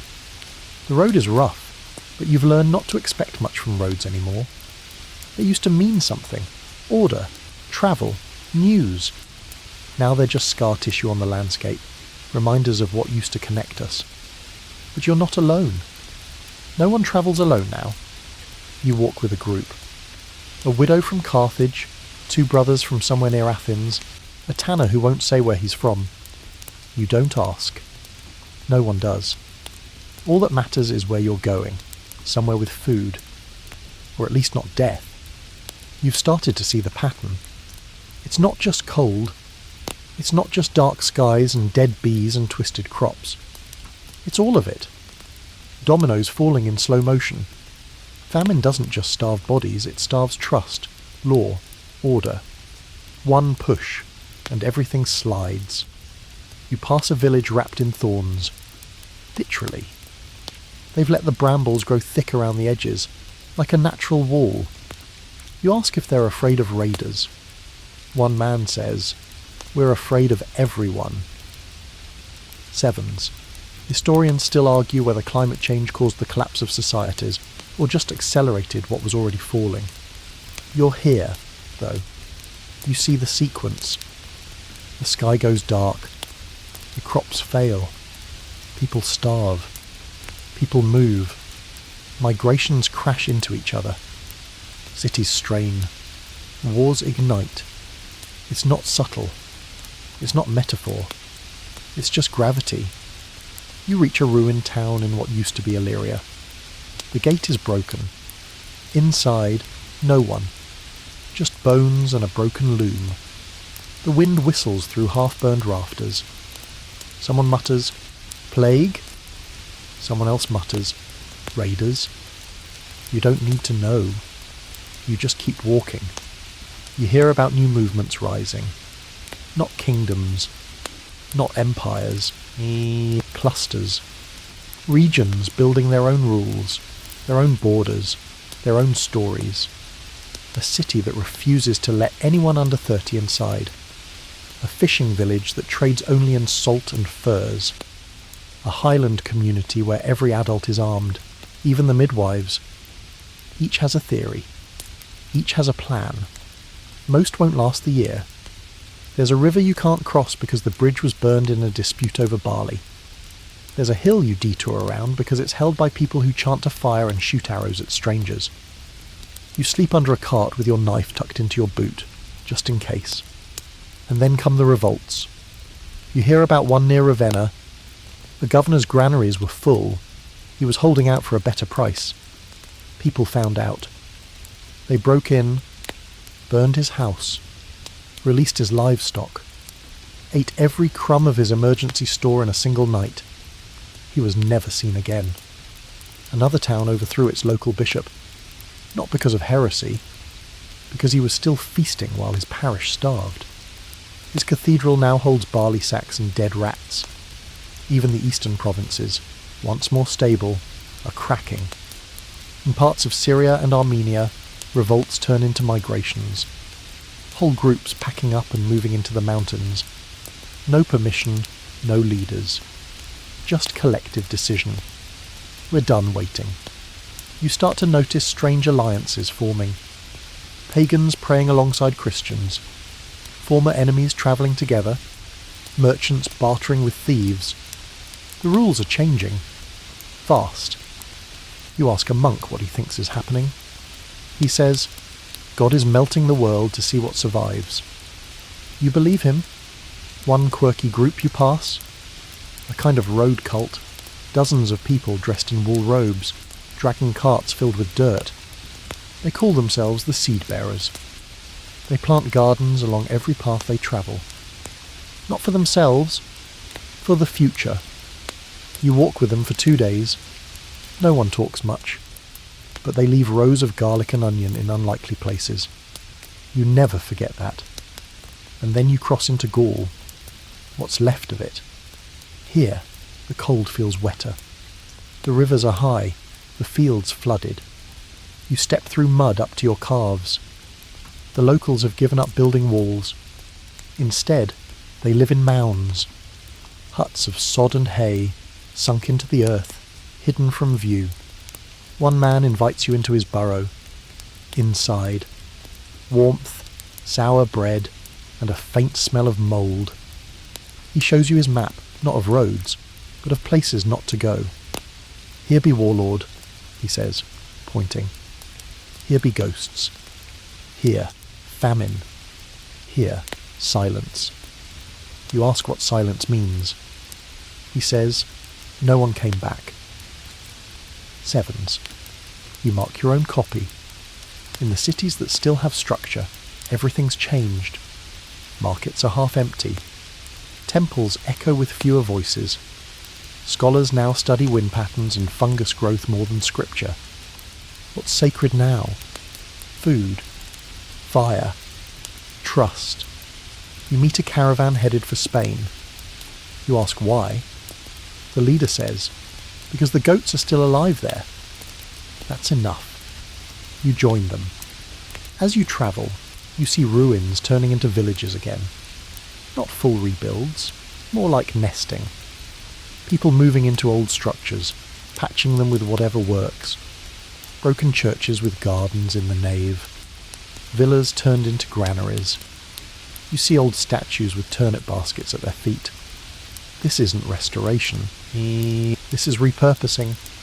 Survival through redefinition. You start to feel something new. Pattern. Not progress. Not recovery. Just motion. A kind of rhythm to the collapse. There's death, then silence, then reoccupation. Like weeds growing through stone. Historians call this period transitional. You call it what happens after the worst has already happened. Sevens. You realise something unsettling. The world isn't ending. It's adapting. You're living in a place between empires, between systems, between ideas. No one's guiding it. It's just happening. And somehow, you're still here. One step. One day. One broken road at a time. The land rises, and with it, the wind changes. The farther east you travel, the more foreign the air feels, drier, sharper, heavy with dust that sticks to your skin and never quite brushes off. Someone says the wind smells like burned parchment. You believe them. You're walking through what used to be the heart of a world power. China. Or at least the edges of it. The records here are cleaner than in the West. Fewer gaps, more discipline, but the stories are no less bleak. You feel it as soon as you arrive. This is a place where the heavens matter. Here, when the sky breaks, it's not just strange, it's a political crisis. You pass through a city where murals of celestial dragons have been scrubbed from temple walls. In their place, blank space. The locals say the heavens are angry, and so they stop showing their faces. Even art bows to the storm. In the imperial court, the whispers began almost 2 years ago. Heaven has withdrawn its mandate. That's not a metaphor. That's how they decide who rules. The sun disappears, the crops fail, and suddenly your dynasty is standing on a cracked foundation. You meet a scholar who once taught at a state academy. Now he lives under a collapsed bridge and writes poems in charcoal on broken tiles. He offers you one. Sevens. The moon is red. Sevens. The sun ashamed. Our wheat weeps in the earth. Heaven turns away. We eat memory. You ask him what it means. He says, it means we're already ghosts. Sevens. Historians still argue whether the climate anomalies triggered the political unravelling of the Northern Wei and Liang dynasties, or whether the rot had already begun. But here, on the ground, it's obvious. When the skies dim, people stop believing. The Emperor's advisors still offer reports. Snow in midsummer, frost in the south, locusts with nowhere to land. They try to interpret the omens, but the numbers don't lie. Grain production has dropped by half, maybe more. And that was before the floods. You see the remnants of one floodplain, a rice paddy drowned under inches of cold, black water. No green, just rot. A farmer digs in the muck, searching for anything to salvage. You offer help. He waves you off. This land is tired, he says. Let it sleep. Sevens. The people here once worshipped order. Now they lean into chaos. There are protests in cities. Nothing dramatic. Just hungry people standing silently in temple courtyards. Some hold signs. Others hold nothing. Just presence. But presence is dangerous now. You see a group of guards drive a crowd away with sticks and shouts. They don't resist. They just vanish back into the dust. But resistance is still brewing, just in new ways. You hear about local cults rising, like mushrooms after rain. Some worship the black sun. Others follow a young woman who claims to dream the emperor's dreams. Another group drinks ash mixed with honey, believing it cleanses the spirit. You pass a man in robes made entirely of old scrolls. He bows deeply and says, "The knowledge burned is still knowledge consumed." Sevens. You're not sure if he's mad or prophetic. A quirky rumour spreads about a poet who carved a new calendar into the side of a mountain. Says the year doesn't matter anymore. Time must now follow the rhythm of dark and not as dark. You never find the mountain, but people talk about it like it's scripture. In Chang'an, the old capital, records show the sun was so obscured that midday required lanterns. Travellers say entire marketplaces lit braziers just to see the weight on their scales. You walk into a village where every home has a mirrored plate hung on the outside. To reflect what little light remains, someone explains. And the people? They are weary, but stubborn. Always that same theme. You eat a bowl of millet with a family who haven't left their land in 3 generations. The father says, "We'll plant again. The sky owes us."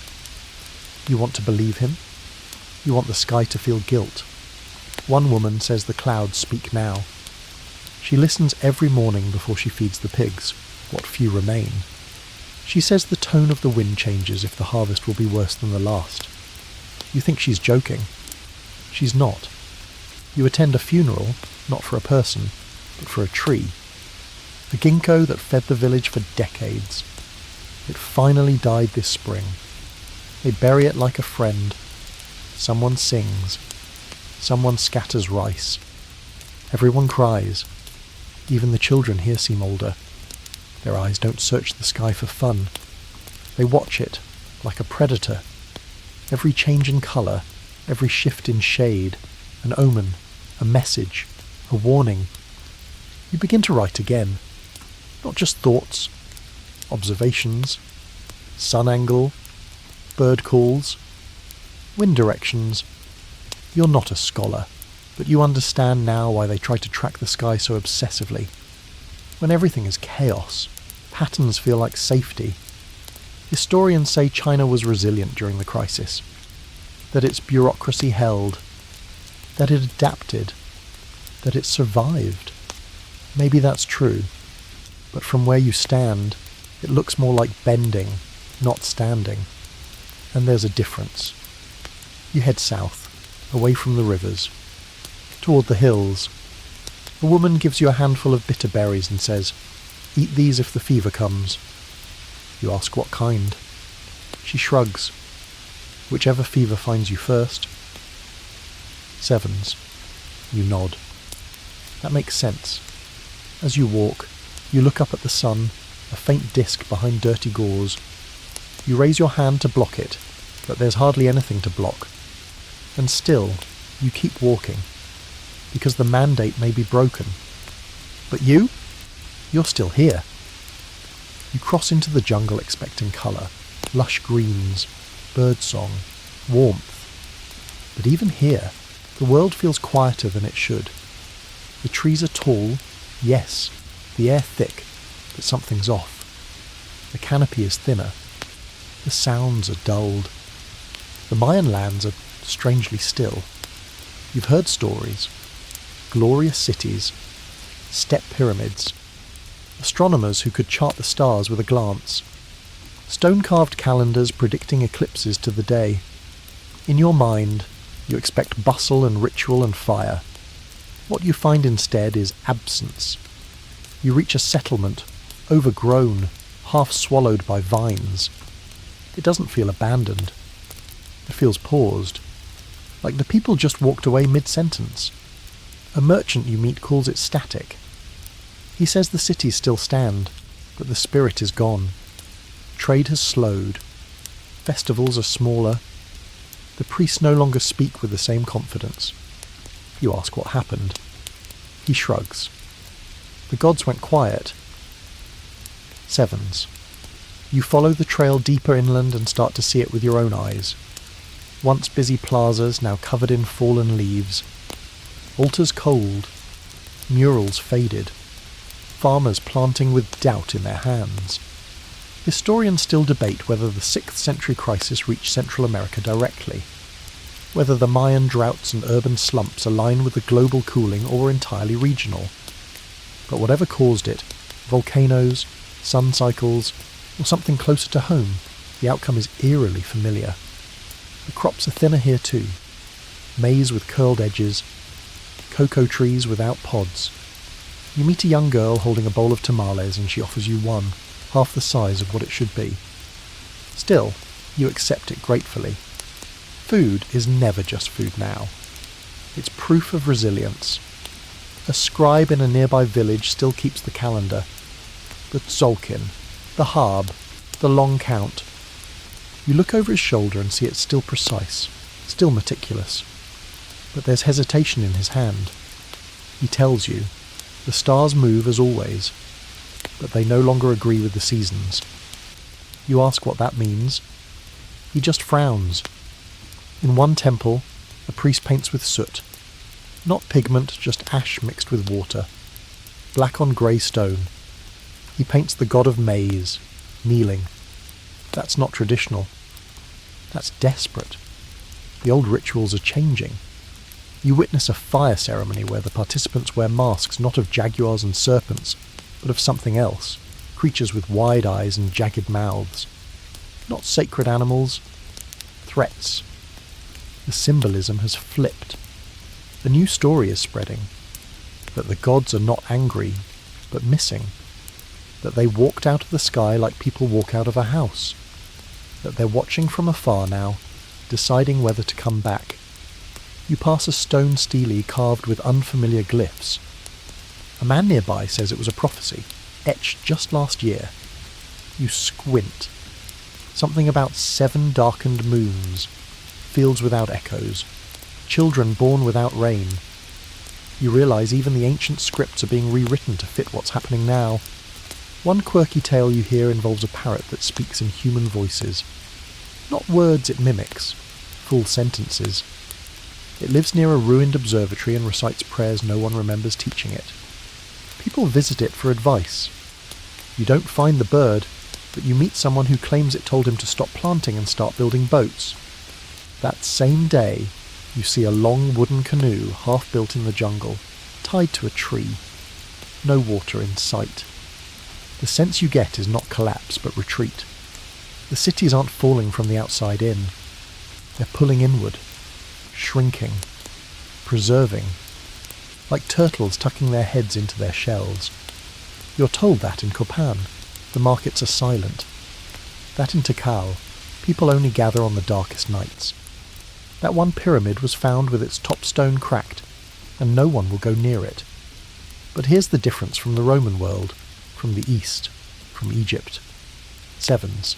The Maya expect cycles. Their view of time is round, not straight. The world has ended before. It will again. And so this? This is just another rotation. A cold back tune. A sky with its eyes closed. You sit by a fire with a family near the Usumacinta River. They eat quietly, maize, squash, bitter water.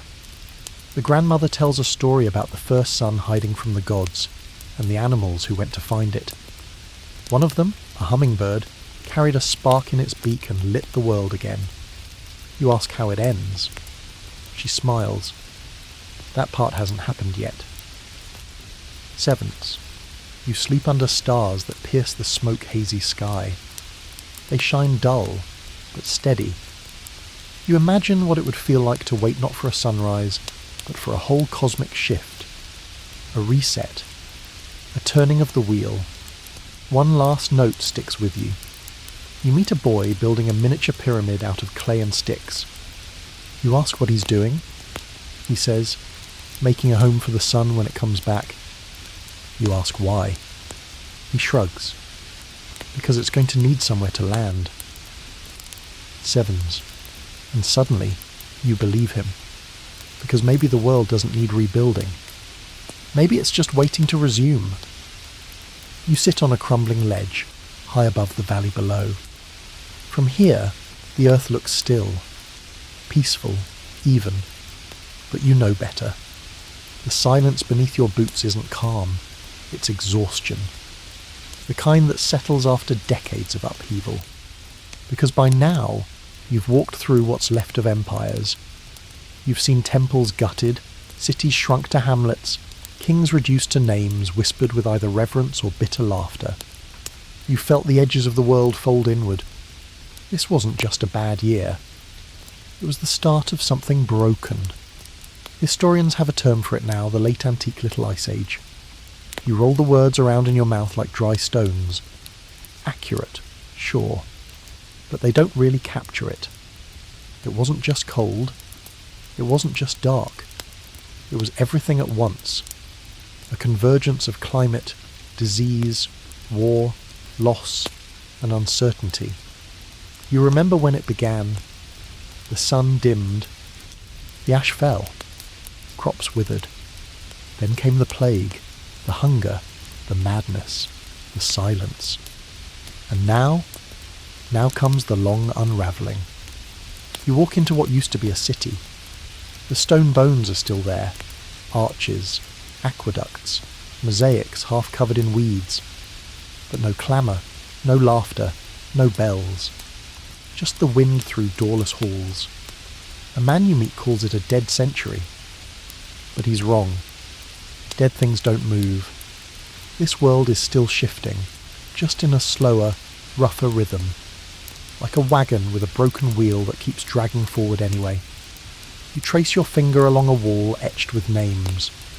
Roman, Persian, Gothic, Berber, Greek. A layer cake of identities, stacked and collapsing. You wonder who wrote them. You wonder if they thought they'd last. One elderly woman, wrapped in 6 layers of tattered cloth, tells you her village used to send tribute to a king 3 valleys over. Now we send goats to whoever shows up with the most knives, she says flatly. You nod. In Britain, you've heard, Roman influence is long gone. Roads have faded. Villas lie abandoned. Local kings squabble over fields that used to be imperial outposts. One man tells you some communities have gone backward, not in savagery, but in simplicity.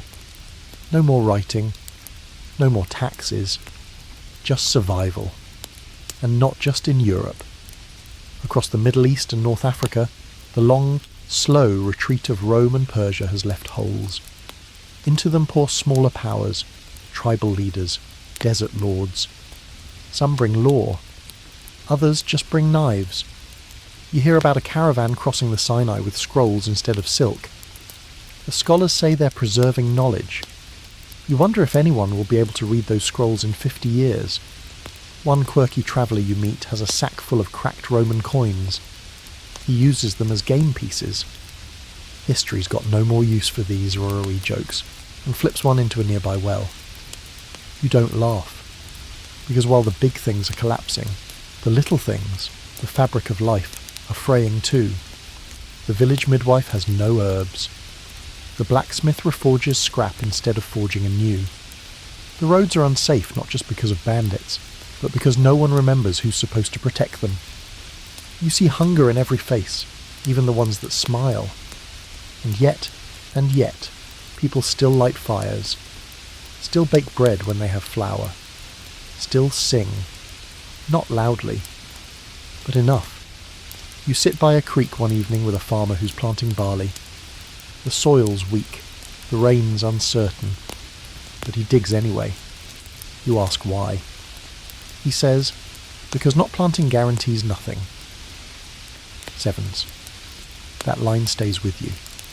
Historians call this the beginning of the early medieval period, a shift from empire to locality, from stone monuments to wooden walls, from cities to villages.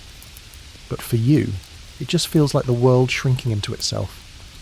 Like a lung exhaling, but not quite ready to breathe in again. You find books used as fire starter. Statues toppled and turned into benches. An old chapel converted into a goat pen. Not out of hate, just necessity. You realise people aren't rejecting the past. They're just done waiting for it to come back. The people still alive, they're not revolutionaries. They're repairers, binders, patchers. They mend shoes with bark fibre. They turn shields into breadboards. They use the ruins like scaffolding for something smaller, humbler, but real. You find an abandoned theatre where someone has lit candles all along the balcony. Not for performance, just for warmth. A group sits in the orchestra pit, telling stories about old gods and real events like they're the same thing. No one corrects them. Why would they? You think about what was lost. Language, infrastructure, records, connection. But then you think about what remains. Curiosity, compassion, fire. One night, while sleeping beside a nearly dead fire, you dream of a house being slowly taken by vines. The roof falls in. The windows crack. But underneath, seedlings push through the floorboards. Roots settle into stone. You wake up and realise that's what's happening now.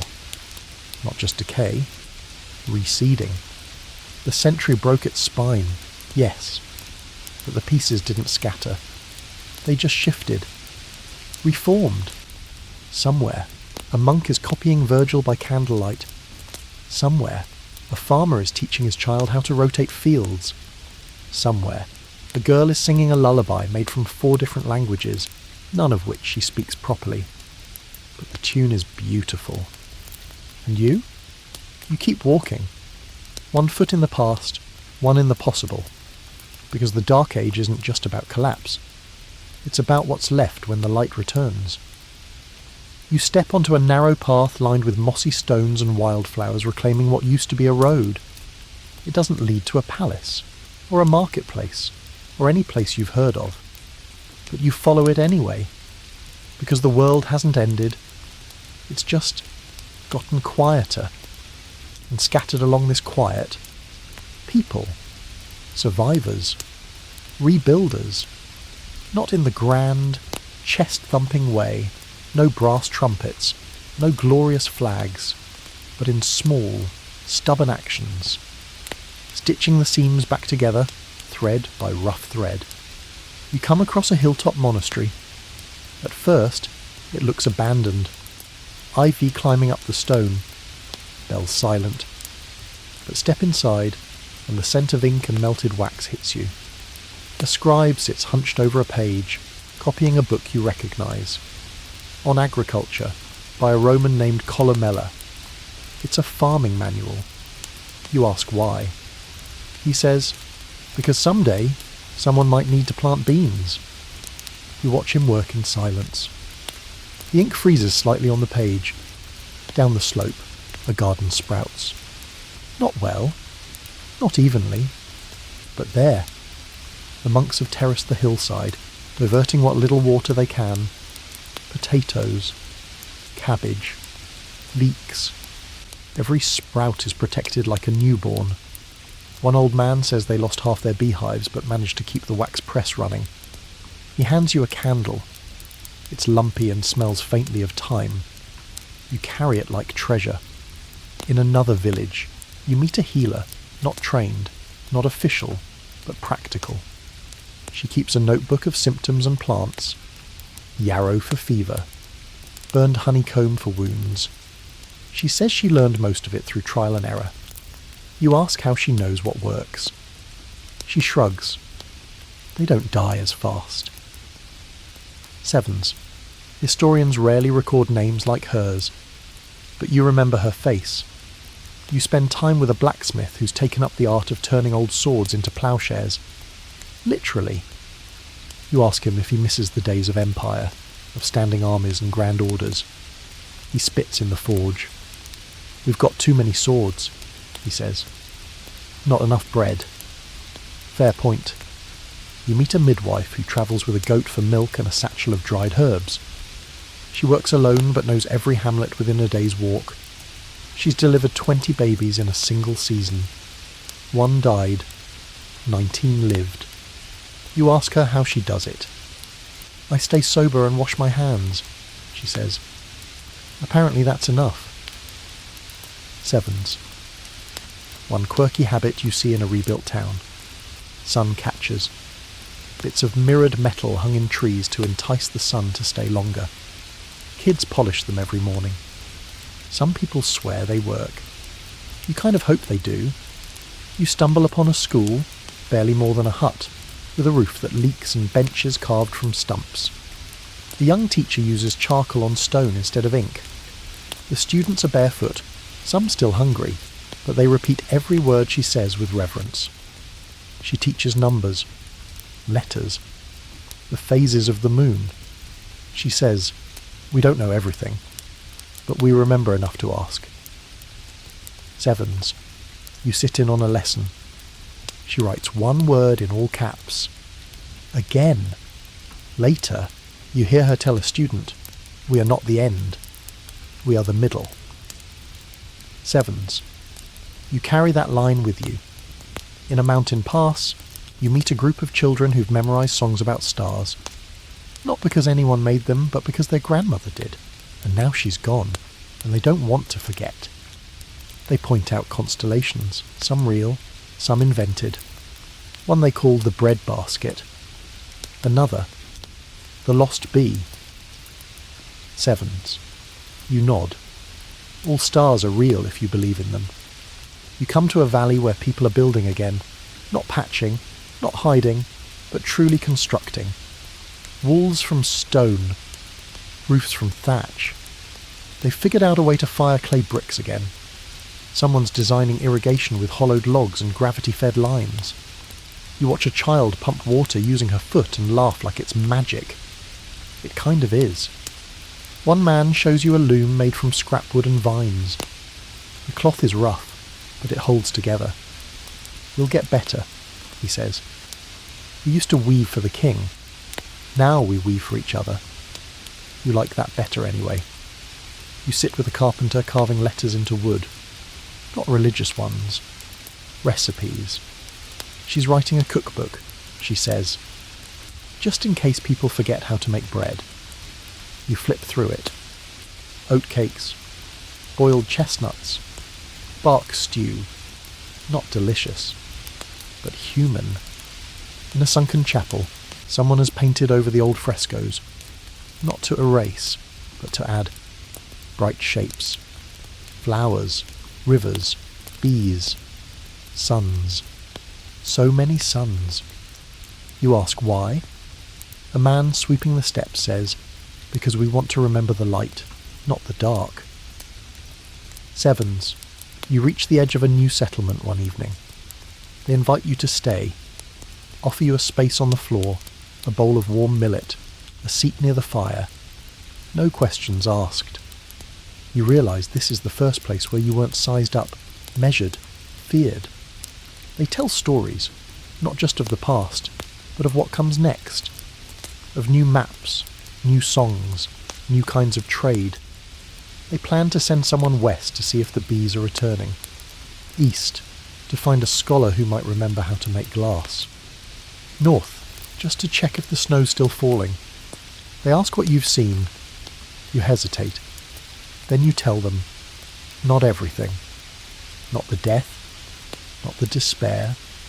Just the sparks. And their eyes light up. Because rebuilding doesn't begin with plans. It begins with possibility. You wake before sunrise, not because the light wakes you, but because your body still doesn't trust the sky to show up. Habit now. A reflex. You watch the horizon carefully, waiting for that faint shift from black to grey. And today, it comes. A slow, pale wash, thin and cold, but real. You feel it on your skin. You whisper, hello again, to a sun that barely hears you. But it's enough. You're further north now, in lands where frost clings well into summer. People here joke that they only have 2 seasons. Cold and less cold. But even they know something's changed. The long darkness seems to be lifting. Not all at once, not in fanfare, but in slow, stubborn stretches. Historians will one day try to name this moment a recovery period, a post-crisis phase.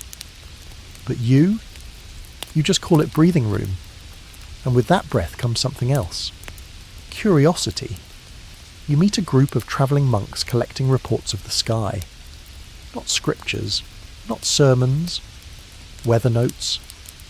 They compare sunrise times and cloud shapes like priests reading prophecy.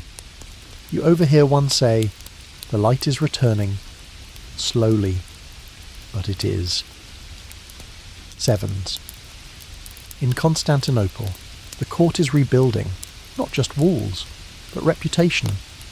Emperor Justinian is alive. Older, worn, but still scheming. You hear that he's drawing up plans for new laws, new churches, even a fresh campaign to the west. Some call it a comeback. Others, a delusion. You're not sure. The plague still lingers. The cold still stings. But the worst of the veil has lifted. At least for now. And with the veil gone, people start asking questions. You pass a group of farmers listening to a man in priest's robes who's talking about volcanoes. Not gods. Not demons. Just mountains exploding and poisoning the sky. He says it like a revelation. Like a curse that finally has a name. You watch their faces. Some nod. Others look disappointed. Almost like they wanted it to be divine.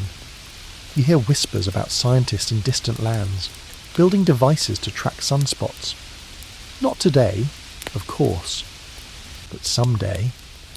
The seed of the idea is there. You meet a herbalist who's begun pressing flowers between pages of parchment, not for medicine, but for evidence. To show the future what lived, she says. You help her collect samples. You realise some plants are coming back.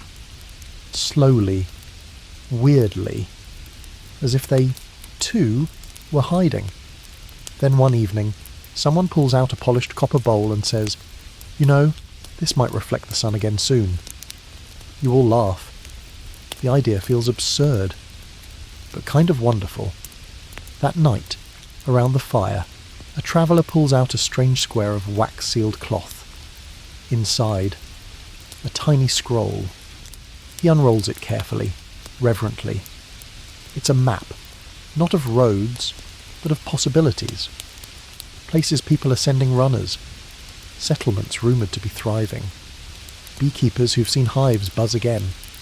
You stare at the tiny hand-drawn suns along the edge.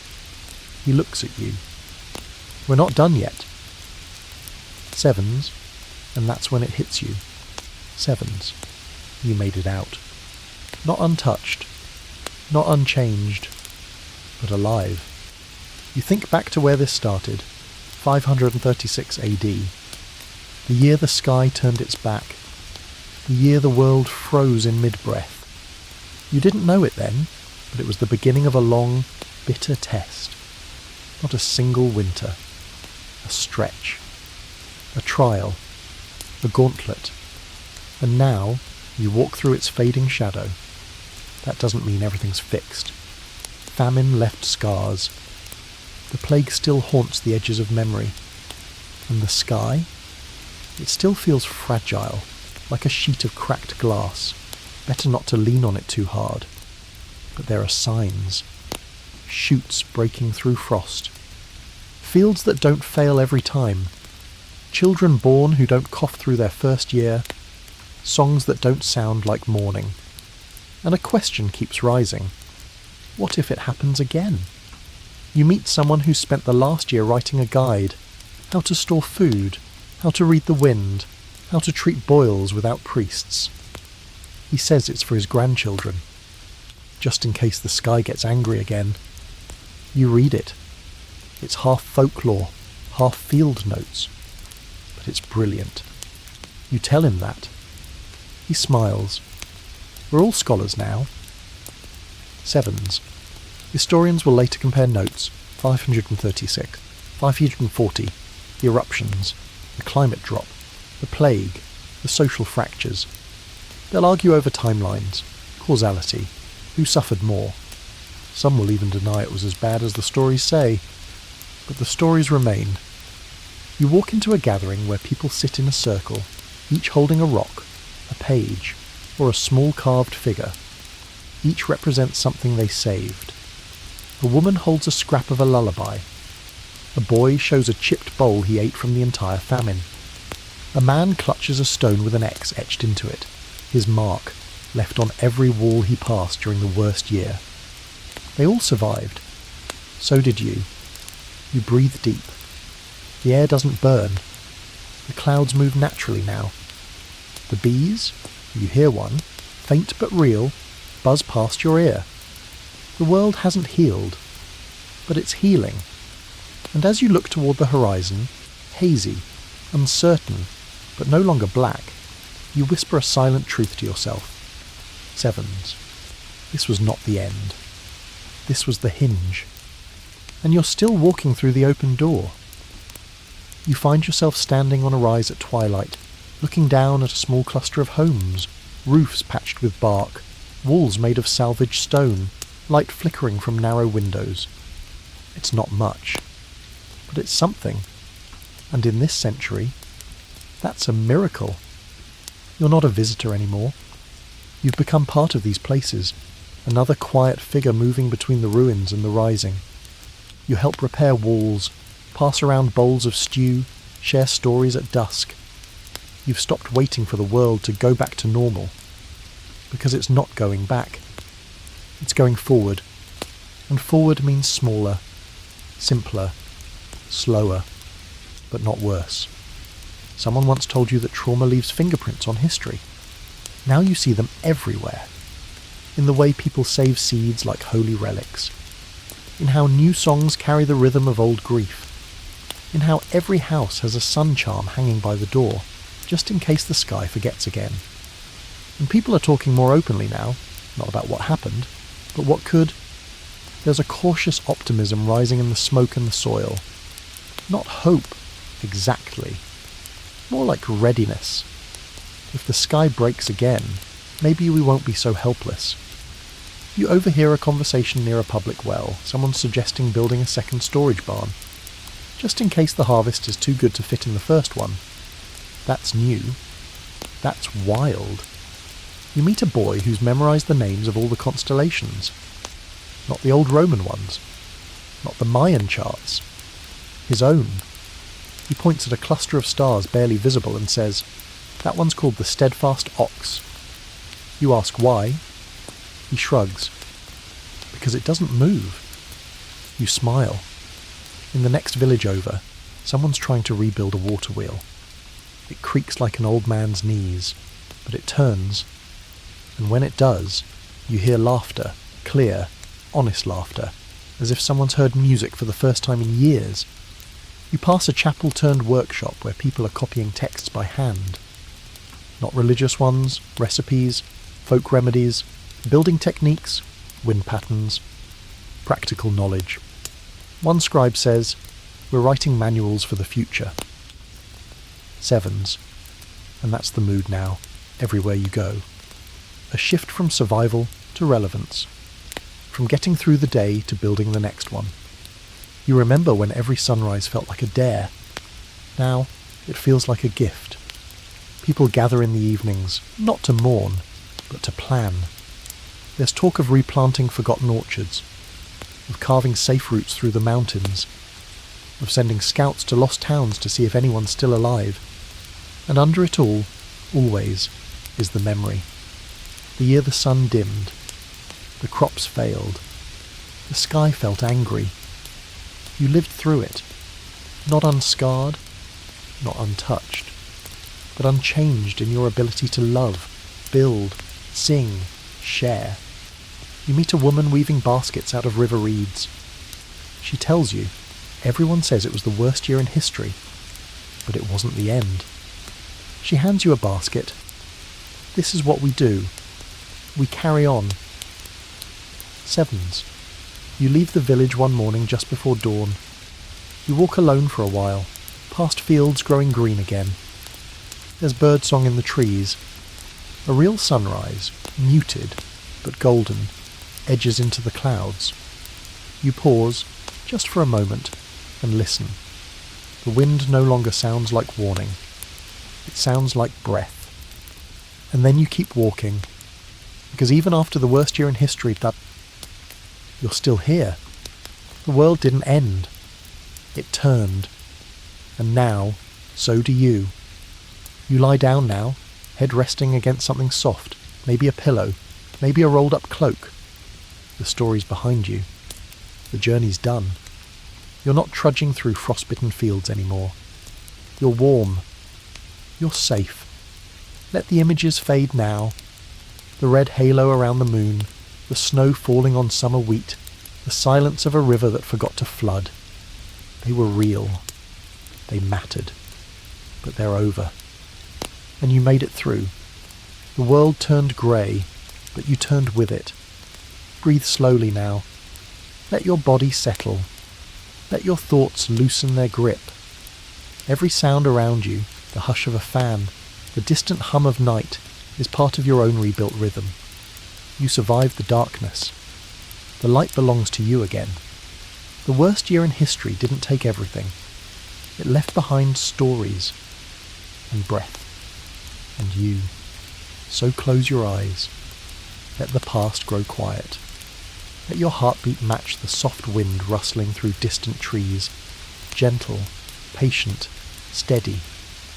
Because the sun always returns. And now, at last, it's time to rest. Sleep well, friend. End of script. Sweet dreams.